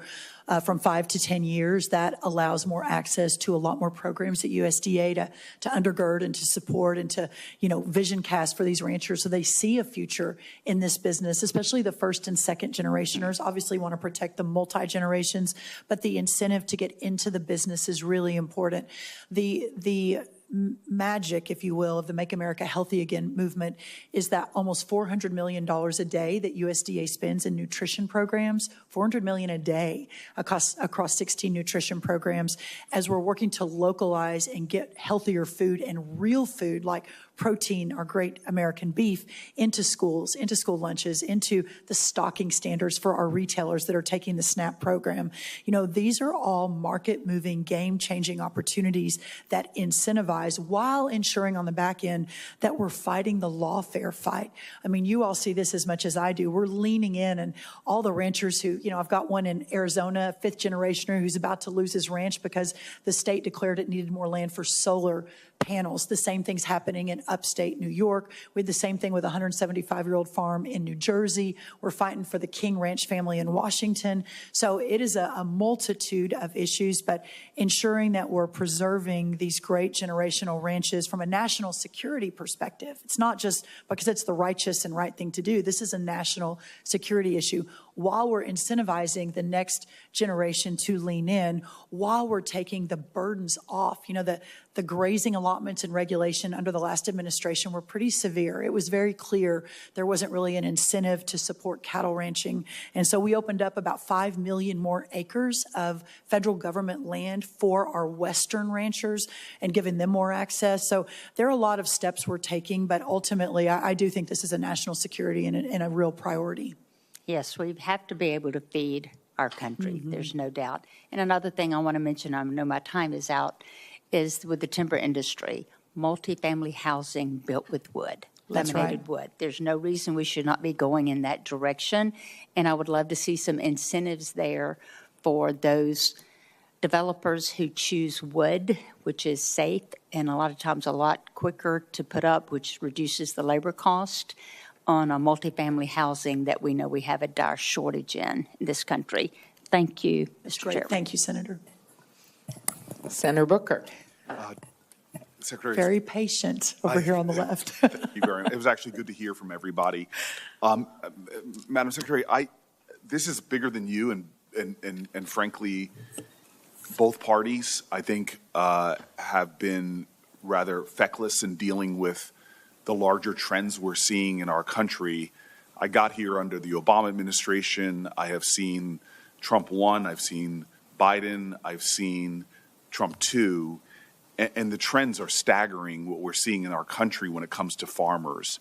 And even since our last farm bill, we've lost over 150,000 farms in our country. It's 51 farmers, families, losing their farms every single day. It's a staggering reality. And I've met with so many farmers who tell a story about the economics of farming just not working for them anymore. We're seeing massive corporate concentration. We're seeing farmers, I've sat with Republican and Democratic farmers who tell me their father and grandfather had 5 buyers for their goods. Now there's one that's dictating price. That's I correct. see them talking about their input costs just going up and up and up, and they're squeezing them. That their share of the consumer's dollar used to be over 50 cents. Now it's down to 13, 14 cents per consumer dollar when we buy our groceries. That's how much of it is going to the farmer. These are trends that are staggering. And just since you were confirmed, and again, I'm not placing this on you, I think we all need to accept responsibility for this crisis. But just since you were confirmed, 15,000 more farms have gone out of business, and that's a majority of small farms in our country. We have a real alarm going off, and from a lot of farmers I talk to, they really feel like we're heading into the kind of 1980s farm crisis that we saw. And so I just often think that we're not standing up to the gravity of the crisis and to reverse these trends. The partisan farm bill that came out of the House, it doesn't do anything bold to meet this crisis. It's not going to stop all of these farmers that you talk to, that I talk to, who are barely making ends meet. Most farmers now have to take jobs off of their farm just to make ends meet. And so I just want to say that I just hope this committee, I hope we, when we take our crack at the Farm Bill on this side, come up with a lot bolder and bigger ideas. And yeah, I disagree with a lot of the things that President Trump's doing, and I believe the tariffs have not been helpful. I think they've been reckless. I'm upset with some of the programs we've cut that I know, again, I hear from Republican farmers, Democratic farmers, local food purchasing programs for schools and the like, some of the cuts of field offices. But I again think that we're nibbling around the edges and need to start thinking about far bigger approaches and bolder ideas, or else we are going to witness, as I said, with dozens of farms closing every single day, we're going to lose our heritage, lose the best stewards of our land, lose what makes, I think, this country secure and its economy strong. And so I just put that out there because I just want to sound the alarm every chance I get and really challenge all of us to meet this crisis, because right now we're not. The trends are continuing.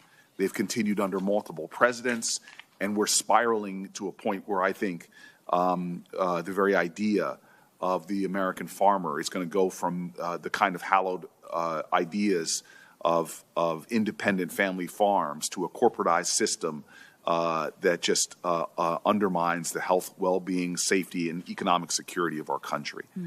I want to go to some specifics in really quick and just talk about the Food for Peace program. U.S. foreign aid cuts that we saw triggered this real collapse in the humanitarian funding. I was happy to hear my colleague talk about the power of that program for American farmers. We've seen hundreds of thousands of people died as a result of these cuts. And the USDA's restart of commodity purchases for the Food for Peace program is something I'm very grateful for. The $450 million of emergency food assistance that the USDA announced in February, you decided that the food should be sent to 7 different countries. Last month, you announced another $360 million. Again, I celebrate this in emergency food assistance. I'm glad to see the commodity purchases and the difference it's making for farmers. Globally, it's estimated that there are over 320 million people facing crisis levels of hunger, 40 million people on the brink of starvation. It's just something that we need to continue moving forward, and I'm hoping that we can continue to work together and make sure that those farmers that are involved get even more of a benefit of being a part of meeting a humanitarian crisis. So I want to say that in a sense of gratitude. I also want to talk about this idea of ultra-processed foods. I think it's an area where I'm willing to lean in and partner with you and with Secretary Kennedy. Diet-related chronic diseases is the #1 killer of Americans. 1 out of 4 of our teenagers are pre-diabetic. Half the children living in the country are projected to be obese by the time they're 35. I mean, we should be ringing alarm bells. And the science is now tying much of this health to really these ultra-processed foods that now make up 2/3 of the calories for our children. Again, I was really glad to see the dietary guidelines call out the need to reduce ultra-processed foods. I think we need to move more aggressively, and I'm really hoping that maybe even for QFRs, you can really let us know how you're going to really update and align the dietary guidelines so that we can get these ultra-processed foods out of our schools. I'm hoping that you and your team can move with a really great sense of urgency. And the last thing I'm going to say, and then you can respond to anything you want, is just something that Chairman Thune or Leader Thune and I really agree with, which is this idea of country of origin labeling. As you know, we've worked extensively with the Biden administration to get voluntary country of origin labeling, requiring any beef labeled as product of the USA come from cattle that are born, raised, and slaughtered in the United States. I really want to thank you for implementing that policy change. But what I am seeking with a sense of urgency, what I believe our cattlemen need, is mandatory country of origin labeling, that be reinstated. And I'm proud to be on a bill with Senator Thune, and I'm really hoping the Trump administration will get behind that. It protects American cattlemen and women. It protects our own industry, as opposed to letting people undercut us who don't have the same labor laws, don't have the same practices. It's clearly unfair, and American consumers want truth in labeling. American consumers want to support American beef producers.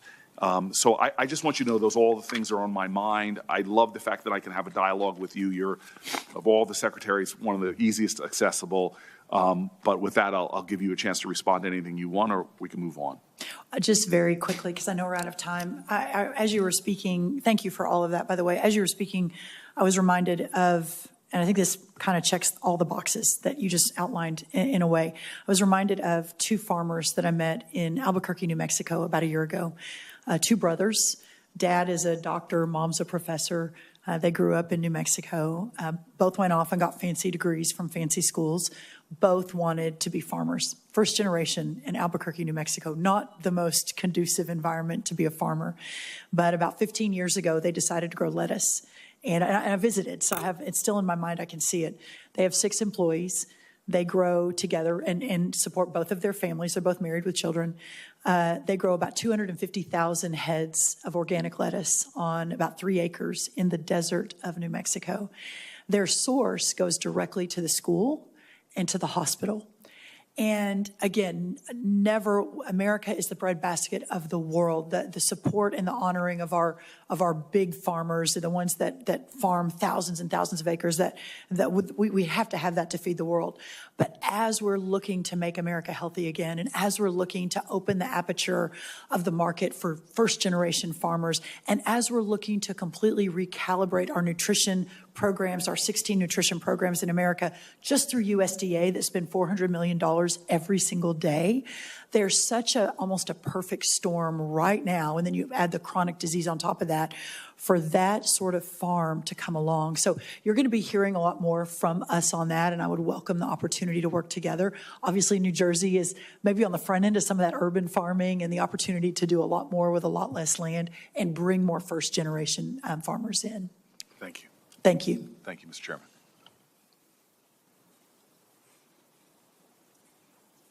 Senator Justice. Hey, Brooke, Hello. how you doing? Good to see you. Good to see you. Madam Secretary, you know what? An incredible superstar you are. Oh, And I mean that from the very bottom of my heart. thank you. What President Trump has done and what his heart, and I know his heart really well. And what he's done and what he's trying to do, he's trying just as hard as you to try to fix an enormous problem. Mm-hmm. You know me well enough to know that I'm a business guy, and I'm an organizer. I'm a coach.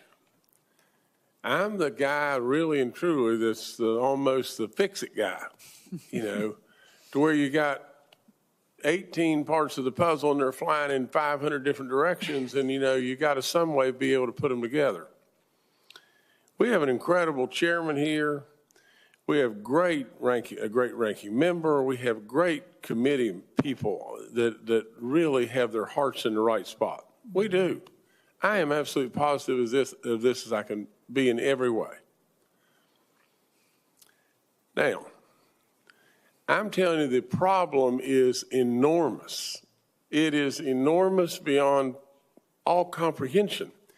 And every single moment, and I don't know how in the world that you have your sanity at all right now, because with every single moment, there's somebody coming to you, it may be fertilizer, it may be specialty crops, it may be forestry, it may be whatever. But it's coming in every direction known to man, and you're doing great stuff. Thank you. You're absolutely doing all kinds of great stuff. Now, my advice would be just this.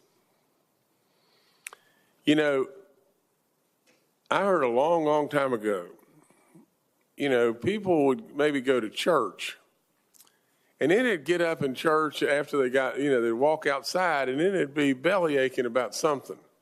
They'd say, well, you know, the minister didn't look very good today, wasn't dressed up very good, or whatever it may be. And I was told over and over, son, don't listen to the specifics. Hear the message. And what I think we're doing, and this is really concerning to me, I don't think we'll get there. I really don't. Because this has been an ongoing problem for decades and decades and decades. And we put really all kinds of resources in trying to fix the problem. And at the end of the day, it's almost like sticking your finger in a dike and 5,000 holes and blowing and everything else, and you running out of fingers. Now look, if I could give you anything from this white hair, the guy that's done lots of stuff, the guy that you've got to remember, his grandparents never had indoor plumbing. I mean, what is the chances of this guy that used to be skinny and had brown hair? I mean, what is the chances of him being here? It's absolutely just like 0, 0, 0. Look, I would highly, highly recommend, if there was a way to do it, to where you could pick a couple of people that had the confidence of the people that were around them in the house, and maybe a couple people on both sides of the aisle in the House and a couple people on both sides of the aisle here. Now, you can't get it too big, that had the real ear and the real confidence. Challenge them to come up with a list of every single thing that they absolutely needed to be able to get into a farm bill to where we could get through it and we could absolutely make something of it. Don't make the members that we're talking to a committee because, and I've said it before, but the definition of committee is really simple in my world. It's most generally a collection of individuals that have never accomplished anything by themselves. But collectively, they can all get together and decide nothing can be done. That is the definition of committee. Now, what you need, Brooke, you need some folks that have the ear and the confidence of the people in the House and the ear and the confidence of the people in the Senate. And absolutely, then you need a plan. You need a great big plan. And I know you think you've got all that right now, and I love you with all my soul, and I think President Trump and you have done unbelievably good stuff. But I'm telling you, in Jimmy's world, we're not going to get there. And there's lots of folks out there that are really hurting. And they really are dependent on us, and there's nobody in this room that has the soul any better than this great secretary right here. I'll promise you that. Nobody cares more in this room than her. But you see, I'm that guy. I'm the business guy. I'm the fixer. I'm the kind of the organizer. I'm the farmer. For crying out loud, I understand this stuff, really understand it. And I'm a coach. So with all that being said, I would highly, highly recommend that what we don't do is spin around 3 or 4 times, do a lot of stuff that we're proud of. You know, do stuff absolutely that we're really proud of. And then we can absolutely step back and throw back, you know, on previous administrations and say, well, they didn't do this, they didn't do this, look what we did. And we did move the ball. But we're not going to solve the riddle. So I would just tell you, and you've got to have people around you that really have the ear and the confidence of the people, because they're going to have to go back and sell this whole thing. They're going to have to sell it on the House side and sell it on the Senate side, and literally, you've got a lot of great people to choose from. They'll have to be really senior people, so they'll kick me out of the process and everything. But I am telling you, I mean it when I say everybody on this committee is on board. Everybody on this committee wants it to happen in a good way. Our chairman and ranking member want it to happen in a good way. All of y'all want it to happen in a good way, and I will promise you, to God above, I know President Trump better than anybody, and I am promising you, he wants goodness for our farm communities, our forestry, our ranchers. He wants goodness for us. And this lady right here is a superstar. I am really pessimistic that we're going to get there. But I'll do anything in the world I can to help. I'm sorry I didn't ask you questions. You can comment all day long on what I said, but thank you so much for being here. Thank you, Senator. I think that was well said, and look forward to doing just that. Thank you. And thank you for your friendship. Thank you. Senator Slotkin. Thank you. Hi, Secretary. I have a couple of comments and a couple of questions. First of all, on tariffs, you know, no matter the intention, as Senator Justice was talking about, anyone's intentions, I enjoy facts. And as a former CIA officer, the facts on the tariffs and what they have done to farmers are really, they're pretty hard to dispute. In the president's first term, before your time, he put tariffs on a bunch of different ag products. And then this body had to approve $23 billion in assistance, in essentially welfare for farmers, and farmers hate getting welfare. Mm-hmm. In the second term, the sloppy tariffs have been thrown on. Now we have $12 billion in assistance that, again, welfare for farmers. That's $35 billion that this body has approved because of President Trump's tariff policy. And we can dispute whether you think in the long term it's going to work. All I know is that taxpayer dollars, $35 billion. Now, some of that, a small portion was set aside for specialty crop farmers, and I understand you were on Team Michigan versus Team California on who has the most diverse specialty crops. We appreciate that. And I appreciate you taking my call and trying to expand both the amount of money that my farmers get, small and medium-sized farmers, and also the deadline for which they could apply. But I just have to say, you know, if we're talking and you're highlighting 19 new trade deals that this administration has done, why do we need the sloppy tariffs? Why do we need them? May I respond to that? Because I bet you have a couple different things. Okay, it'll be very quick. The $30 billion you're talking about was approved before we came in. So y'all voted on that at late 2024, that $30 billion. We came in and implemented the tariffs in 2025. So just so you know. But is there not $12 billion in assistance that you are currently farming out to farmers, including mine, because they do not have enough money and have lost access to foreign markets? Yes or no? We've cut the ag deficit in half, so we're actually expanding the foreign markets. So that 12 billion, well, 11 billion you're talking about that came in December of last year, that was to address the very high input costs, and again, that ag trade deficit, and then bringing around the specialty crops into the back end as we were looking at the China negotiations. All I know is that we cut off markets. We never get them back. Soybeans never came back in the way, you know, the Chinese are now buying soybeans. So I want to move on to other things. The soybeans are back and even stronger today, as is sorghum. So that's all in the last month. So you may not have the most up-to-date information. I will tell you, I think it's hard to explain why there's literally assistance being farmed out by your agency for a policy that's working. Why would you need welfare if you have access and are going gangbusters on being able to sell abroad? And I think that's a rational thought for the use of taxpayer dollars. Separately, I think, again, there's widespread agreement, I think, on this committee on E15 now. I'm on Team E15. And I think there's some Democrats who are against it and some Republicans who are against it, but there's a good coalition of us in the middle. And I think that it means letting our farmers have more opportunities to sell their product, corn farmers, ethanol.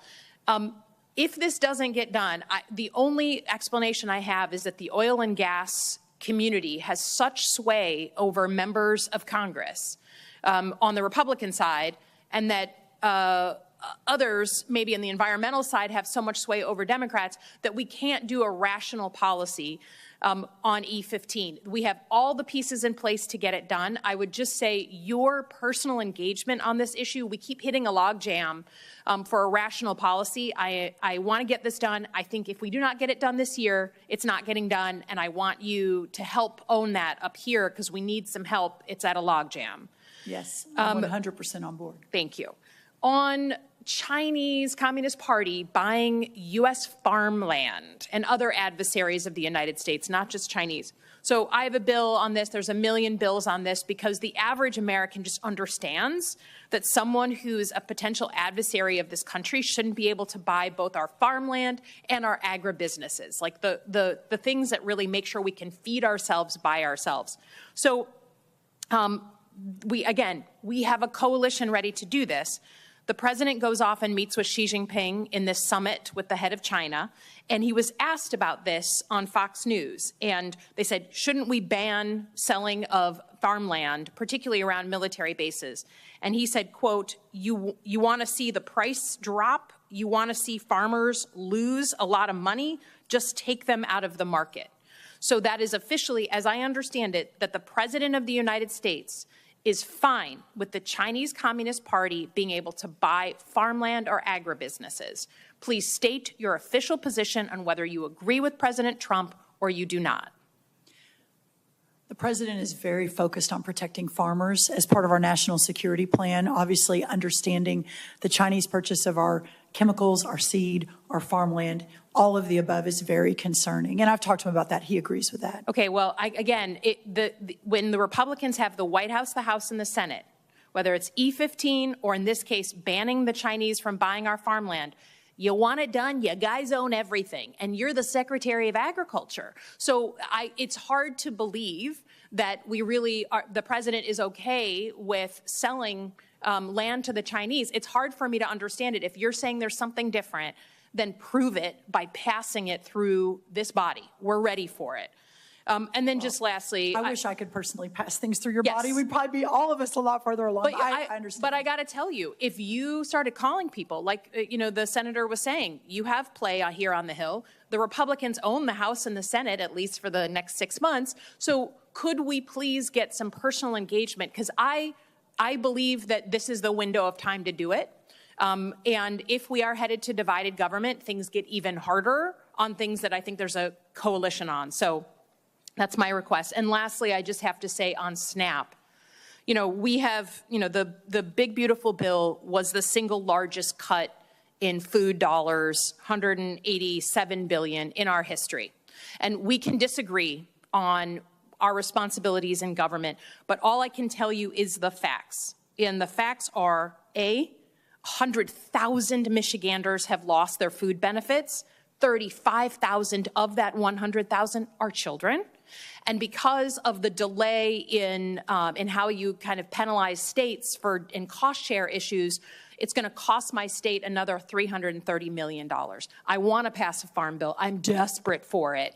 But we've got, I can't be expected to watch my people go hungry and my state incur $330 million just this year and be part of the team. So please, let's work together on some compromises. And I'm saying that to you, but also to my chairman. I yield back. Senator Hogan. Thank you, Mr. Chairman. Secretary, thanks so much for being here and for your good work. I want to start out on, I know how hard you've worked on make sure fertilizer is available to our farmers and on the price. You've worked with us on our on the Ag Tech initiative with Grand Farm in North Dakota and our efforts to link with energy and produce more fertilizer here at home. Is there anything else on the fertilizer front that you'd like to bring up? And I know how active and aggressive you've been working on this issue. Thank you for the opportunity, Mr. Chairman. I think that it's really a testament, and thank you for giving me a little space to talk about this. This administration is different. I was in the first one. I'm very proud of the work that was achieved, and I think we did a lot together. But this one is different, and what I mean is when we saw what was happening, and just as a level set, fertilizer was down 50% before the Iranian conflict from the Biden highs. But even today, even with the conflict, even though fertilizer is way too expensive, it's still less than it was during the Biden years. And I think that's an important point. But the opportunity for me to call Chris Wright, the head of the Army Corps of Engineers, Howard Lutnick, Lee Zeldin, not their staffs, not 2 months of time in meetings, but to literally call my colleagues and say, we have a fertilizer crisis in this country. We have a moment in time to fix it while everyone's looking at fertilizer. We're going to do all the short-term things. Fertilizer prices are now coming back down, even with the strait still closed.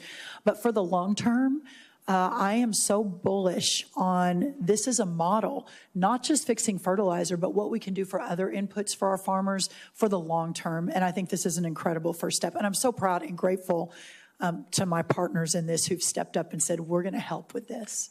I agree with you, and I think that important point is that you're focused on not just addressing it now, but bringing it down with real solutions that will make a difference for the long term. That is a vital point that we have to keep in mind. That's how to approach these things to make them better for the medium and the long term, not just right now. So I really appreciate that. Same thing on screwworm. And in a way, I want to commend you because, I mean, you're on the front lines. You're in Texas. Nobody knows that better. And you were talking to me about that before there were any here in this country and addressed it by closing the border as well as the sterile fly facilities. I mean, you've been on this from the start. Really important. Anything else on screwworm efforts you want to bring up? You know, I walked into this job. I was with you all February 13th of last year. January 27th, and went to the vote February 13th and went over to Justice Thomas, got sworn in, walked in the door of USDA, and within the first 2 hours was briefed on both HPAI and screwworm. The screwworm briefing was, it's coming. It will be here in a couple months this summer. We are only producing 100 million flies a week. We're years away. Like an actual big facility will take at least 5 years, 2 years of permitting, 3 years of build. But we, oh well, I guess we're just going to do what we have to do. And I said, this is not acceptable. We've got to try to do something. So of course we closed the ports. I went and talked to the president. We got almost $1.5 billion in immediate funding. I asked what this breached the Darien Gap in 2021. After decades of being, eradicated, if you will, but that, tens of millions of people moving north to America, bringing their livestock with them, the Mexican cartels with the illicit cattle traffic, we knew it was coming. Put it off for a year, but in the meantime, amped up by 1,000% our staffing over the last year. I had FDA emergency approve half a dozen or so treatments. Texas Animal Health Commission and the other states will lead now the front line, but we're right there with them. Opened up the new facility in Kerrville, Texas, the new research facility, outfitted the new facility in Matapa, Mexico. Tens of millions of dollars. We're going to have more sterile flies in the next few weeks. We started that last summer and, of course, broke ground within years ahead of schedule, and we'll hopefully be opening that next spring, again, years ahead of schedule. I say all of that because what I don't understand, Senator Hoeven, is how did the last USDA watch it coming for years? It broke the gap in 2021, moving up 2022, moving up 2023, spreading, hits Mexico 2024. There's no stopping it. There's not enough sterile flies.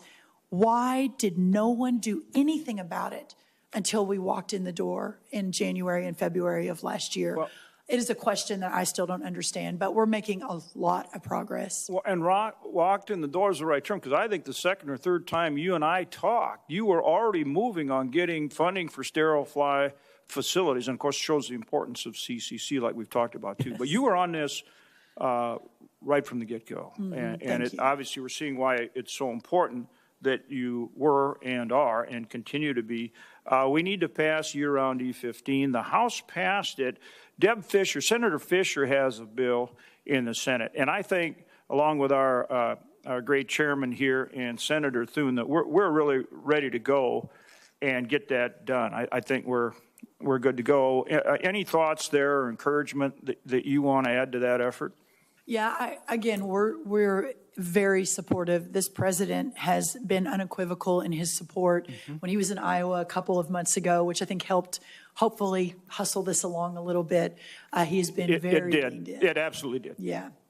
Yeah, I mean, since he came out on it, I think we've been making progress, and I think we're going to get it done soon. Knock on wood. I mean, our guys need it. Thanks for your great support of it. On the Farm Bridge assistance, we continue to work on that. The Farm Bridge assistance you provided, so important. Any thoughts there? Again, it's about in the one big beautiful bill. Again, thanks to our great chairman, we updated ARC PLC. We've got my crop insurance bill in there. That's going to kick in October. But again, getting our guys through with that Farm Bridge assistance you've provided has been critical. Any additional thoughts on that? Well, I know we have, the three of us continue this conversation, you two up there and me, and how important this is. And the good news is, aside from what Senator Jim Doomsday Justice outlined for us a minute ago, aside from that, the good news is with these 19 new trade deals, surging exports, we're bringing input costs down. Once this Iranian conflict is over, I mean, fuel was down 50%, fertilizer was down 50%, labor was down 46%, and that's just in the first year of this administration. And you marry that to the Make America Healthy Again movement and putting real food back in the middle of our policy making, the people that will benefit the most, other than Americans eating better and health, is our farmers and ranchers. So I am very bullish on the future, but that Farmer Bridge assistance was just that. It was a bridge, and we've talked about this at length. These farmers don't want government checks. They want to sell their goods and make a decent living, which they have not been able to do for some time. But I do believe we're making the right moves to get there. The last thing I want to bring up, and I beg the chairman's indulgence here, but I'll finish with this. I talked to USTR Jameson Greer, who I think is incredibly capable, along with Scott Besson. And I believe the Trump administration is working very hard to get us access to foreign markets. That was a conversation with Jameson Greer. He talked about additional $17 billion in Chinese sales. And, of course, Chairman Xi is coming over here in September. And I really think that is going to, again, kick up more of these sales that we want in these foreign markets. And that's very, very important. But in addition to that, we have to make sure as part of America First, we're forcing, our trading partners around the country to play fair. Yeah. We need free and fair trade, but they're taking advantage of us, and they have been taking advantage of us for a long darn time. Mm-hmm. And so I'll give you an example right now is that we need a 301 investigation on sugar. Brazil and other countries are absolutely dumping and taking other actions against our producers, and our sugar industry is up against it. They're in tough shape. NDSU reported about $1.8 billion in losses over recent years because of that. So we need to have a 301 investigation on sugar, and we need to adjust that Tier 2 tariff. Last time it was done, year 2000.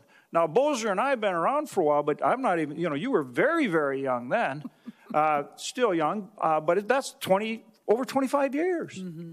Mm-hmm. This needs to be addressed. We do have to make our trading partners play fair. Agreed. I would welcome your thoughts. Yeah, one quick thought on that, and I agree with you. I've not sure I've ever worked with anyone as capable as Ambassador Greer is. He's been an incredible partner. We don't agree on everything, but we agree on most things, and he's been incredible. In 2023, I believe, for the first time in American history, we became a net importer of food instead of a net exporter. The fact that Brazil has taken our markets in corn, soybean, all kinds of beef, all kinds of other things is really, really disturbing. And that's on top of China and other countries that we have to be able to solve for this for national security reasons. And that's how important I think this is. I agree. Thank you, Madam Secretary. Appreciate it. Thank you. And your team as well. Yeah, they're the best. They're the best. Senator Warnock. Thank you, Brother Chairman, and good to see you again. You too, Senator. Secretary Rollins. I've heard you say that we're entering the, quote, golden age of American agriculture. I have to tell you that statement could not be further from what I'm hearing from farmers and from families all across Georgia. Georgia farmers are telling me that they continue to struggle with high costs exacerbated by President Trump's war in Iran and his tariffs, which is a tax on all of us on virtually everything. Secretary Rollins, last week the administration did lower its tariffs on farm equipment by 10%. I think that's a good move. It's a start. I'm afraid that it might be a little too late and a bit too little. Was this action an acknowledgement by the Trump administration that its tariffs have increased the cost of farming? So I really appreciate the question. I think the president, as our chief negotiator, is constantly tweaking. But what I will say, and I realize you and I could have a much longer conversation about this, that the very tariffs that you're speaking of have instituted or led to the 19 new trade deals that we've implemented. We're going to have higher corn exports, higher ethanol exports, higher tree nut exports, higher dairy exports than practically in American history. So we're cutting that $50 billion agricultural trade deficit in half that we inherited a year and a half ago. And for the farmers, nothing's more important than that market access. But has it increased the cost of farming? You're forecasting what you think will be the result. But has it increased the cost of farming? Well, again, the cost of fertilizer was up almost 100% in the what we inherited. The cost of doing business, on average, I won't go through all the numbers. We don't have time, but on average, what we inherited was a 50% input cost. So we brought all of that down. As to the farm equipment, I think the president is very focused on what can we do to get our farmers to profitability. It's a national security issue. So if by removing certain barriers, we can bring down the cost just a little bit, then that's a big win for everyone. What he has said, though, is that what he doesn't want to see happening is the equipment manufacturers pocketing that extra dollar, which a lot argued would actually be the result, that the farmers themselves would not see it. So as part of that announcement, it was to make sure the farmers got that benefit, not the big equipment guys. So according to Farm Policy News, the president's tariffs have increased input costs by $1 billion for farmers, while erasing billions in access to export markets that you're saying are going to come online if farmers just hold on a little while longer. Online. But they're struggling. They are struggling right now. There's no question about it. I talk to them all the time. Since the Supreme Court struck down the president's illegal tariffs, giant corporations have lined up to receive tariff refunds. Madam Secretary, are you pushing in cabinet meetings for farmers to also be reimbursed for the billions in tariff taxes that were passed on to them? Well, again, the tariff taxes passed on to them, we now, other than a $50 billion ag trade deficit, we've cut that in half. So we've opened up $20+ billion in additional sales for our farmers under this trade renegotiation. These big corporations, though, they're lining up and they're getting reimbursed. I'll be happy to look into that. I think that's, I'll talk to Secretary Lutnick. I'm not familiar with all the corporations lining up, but I will look into that, Senator. All right. So, and it's not just the tariffs, and you know, you've been to, you know, you and I've talked before, and I'm you know, trying to make sure that I'm doing everything I can for farmers and families in Georgia. So, I'm concerned about the ways in which they're struggling. It's planting season, and it's a business, as you know, where the margins are narrow to begin with, and you know, there's so many things that they don't control. And so these margins become really important when you're talking about tariffs. But it's not just the tariffs. The Strait of Hormuz has been closed now for over 100 days. And President Trump's war in Iran has destabilized international fertilizer and fuel markets, skyrocketing costs right in the middle of planting season. Is the administration planning to ask Congress for more taxpayer money to aid farmers so that they can afford the cost of this war? Well, the war, so I know what you're asking. So yes, let me respond to that directly. And specifically, fertilizer and diesel fuel have been the two, I think, that we've seen significant increase in costs since the strait was closed. But what I think is important, that the fertilizer costs that were inherited increased almost 100%. That had come down 50% before the Iranian conflict.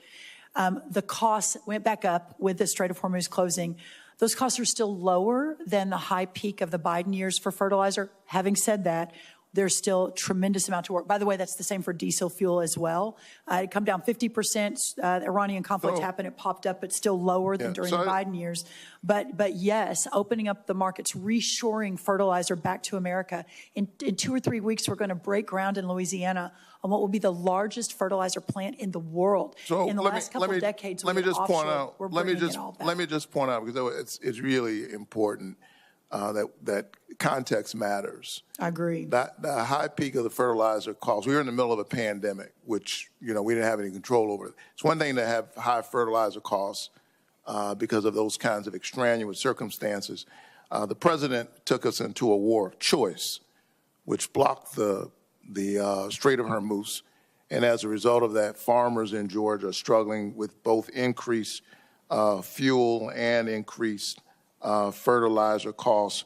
But it's not just farmers that I'm concerned about. I'm also concerned about Georgia families. According to the USDA, grocery costs increased about 3% in the last year and expected to increase by another 3.2% this year.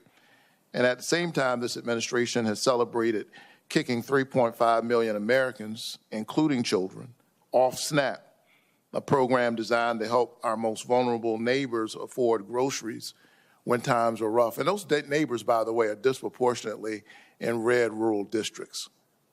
Those communities are struggling. You've supported aid packages for farmers hurt by Trump's policies. Would you also support a food aid package for working families who are just struggling to afford groceries due to increased costs? So, Senator, the 3% is actually an average cost of food increase over the years. Under the last administration, it went up 20%. But the SNAP, I think, is really important. Do you realize, Madam Secretary, with all due respect, how sterile that answer sounds for the person who's trying? You say, well, you know, that's the mean cost. But right now, somebody's trying to buy groceries in Georgia, and they can't afford it. Well, but that's because of the Biden administration is the reason. 2 years later, that's your answer? Because of the Biden administration? Look at this. Look at all the prices that have come down. Avocados down 20%, berries down 13%, butter down 13%, eggs down 90%. Grocery costs are up. You don't dispute that, right? Even as you call these individual items, you don't dispute that grocery costs are up in The America. affordability question in America is real, and the work to bring those costs down continue. And within 1 year, the costs have significantly come down, with a few outliers, coffee, beef, et cetera. But on the SNAP program, sir, no one in Washington or in America wants to see a family go hungry. But the 40% increase in SNAP under the last administration, you said 3.5, it's actually 4.3 million that have moved off of SNAP. No one was kicked off. We have more people working today than ever before. This is a celebration of work and the dignity of work, and wages are higher than they've ever been before. No one has been kicked off.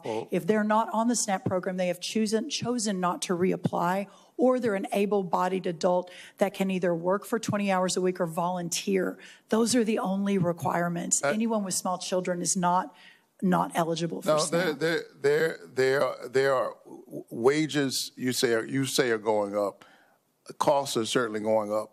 Healthcare has been doubled for millions of Americans, and they're having to figure out how to make their lives work in the midst of this. Many of them choosing between food and healthcare.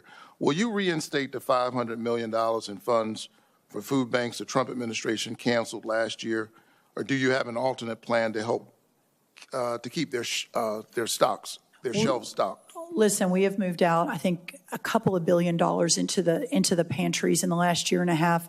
I know Secretary Rubio said the government is not a charity. We spend $400 million a day on nutrition programs just out of USDA. There is so much money in the system, so much taxpayer dollar. And that's just the federal USDA nutrition programs. That's not state or local. We've got to figure out how to do it better. We've got to figure out how to get it to the people who really need it, the Georgians, as you say, and all across the country, and that's what we're working to do.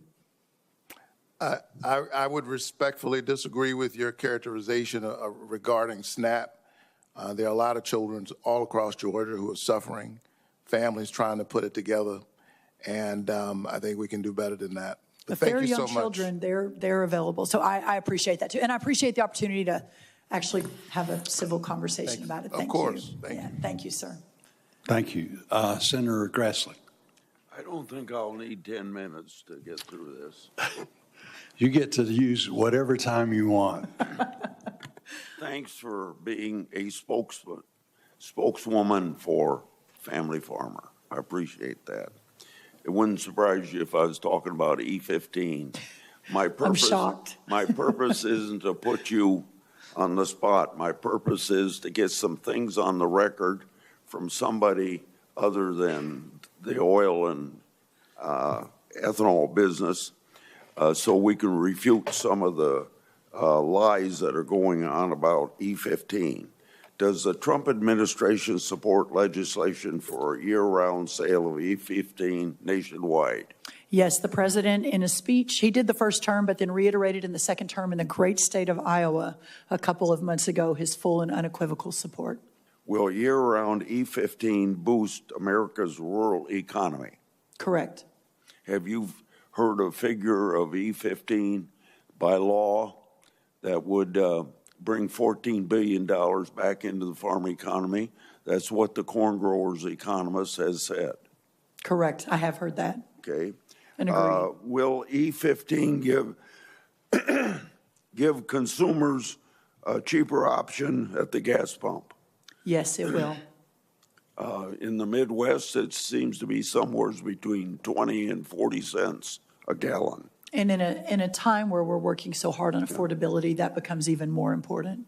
Does year-round E15 bolster our national security? There is no national security without farm security. This administration, for the first time in the history of our country, has put agriculture as part of the national security plan. And so, yes, being able to protect those farmers and what E15 means to them and opening up a domestic market while we're opening up the international market is a priority. EPA Director Zeldin testified before another committee in the Senate that during the 8 years of presidential waiver for E15s, no small refineries have ever shut down. Do you know of any information about small refineries shutting down? Because I have not heard of any small refineries shutting down. It's been a couple months, maybe 3 months since I talked to you about vaccination for screwworms. You may not remember that conversation, and I don't expect you to, but we talked about it, and you were going to look into it. So what's the chances of use of vaccination to get us beyond this? Because when I called you, there was no screwworms noticed in the United States. Maybe they were here, but they weren't verified. Right. So the screwworm is a flesh-eating pest and not a virus or a disease. But there are so many ways to treat it. First, we eradicate it with the sterile fly technology, which is what we're building out in America and in Mexico and in Panama. That's the $1 billion+ that we put into the system over a year ago to make sure that that happens. There's ivermectin, there's feed and treatment to basically, which would probably serve like a vaccination. But as far as specific vaccinations, now you and I talked about the vaccination on the HPAI when we talked, which is the other sort of big challenge to our chickens, and we had a big conversation about that. We continue to run that down, but the good news with HPAI, still a lot to do, is that in Iowa and other significant chicken states, egg-laying states, that the case of HPAI has come down almost 60% since last year through the use of biotechnology, et cetera. Obviously, a move toward vaccination in that lane is continuing to be discussed. There's a lot of big different opinions on that, so I want to make sure that we get it right. The virus, HPAI, will often beat and jump to humans, so that's what we've got to be very careful of, and we're working with partners around the world and seeing what they're doing as well. Let me give you some advice that you don't have to respond to. In fact, I'd rather not have you respond to it. But I know that there are voices in the cabinet that don't like vaccinations. And from that standpoint, I expect you to speak for agriculture and not listen to any of those other people that might be trying to convince you that for the screwworm thing, we should be vaccination. Because they don't know anything about agriculture, and you do, and you shouldn't be listening to them.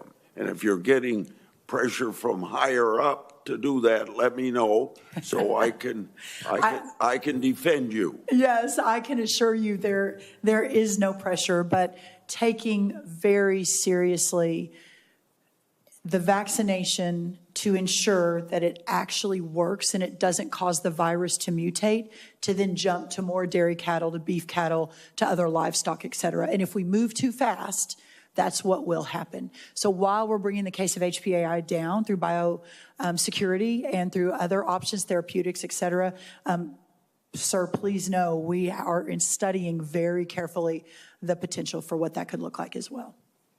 Okay. Last week, your department announced that it would be delaying the poultry grower payment system and capital improvement systems rulemaking under the Packers and Stockyards Act. During your confirmation hearing, I brought up this rule and the others that were finalized under the previous administration. I said then that the Packers and Stockyards Act is the most effective tool to make sure that the marketplace works for the American farmers. You said you would be looking forward to working with me to focus on our small family farmers. So, first of all, going back to your becoming secretary and maybe going back 10 or 15 years, I've been involved in trying to help these poultry farmers not be screwed by the people that they're producing the chickens for.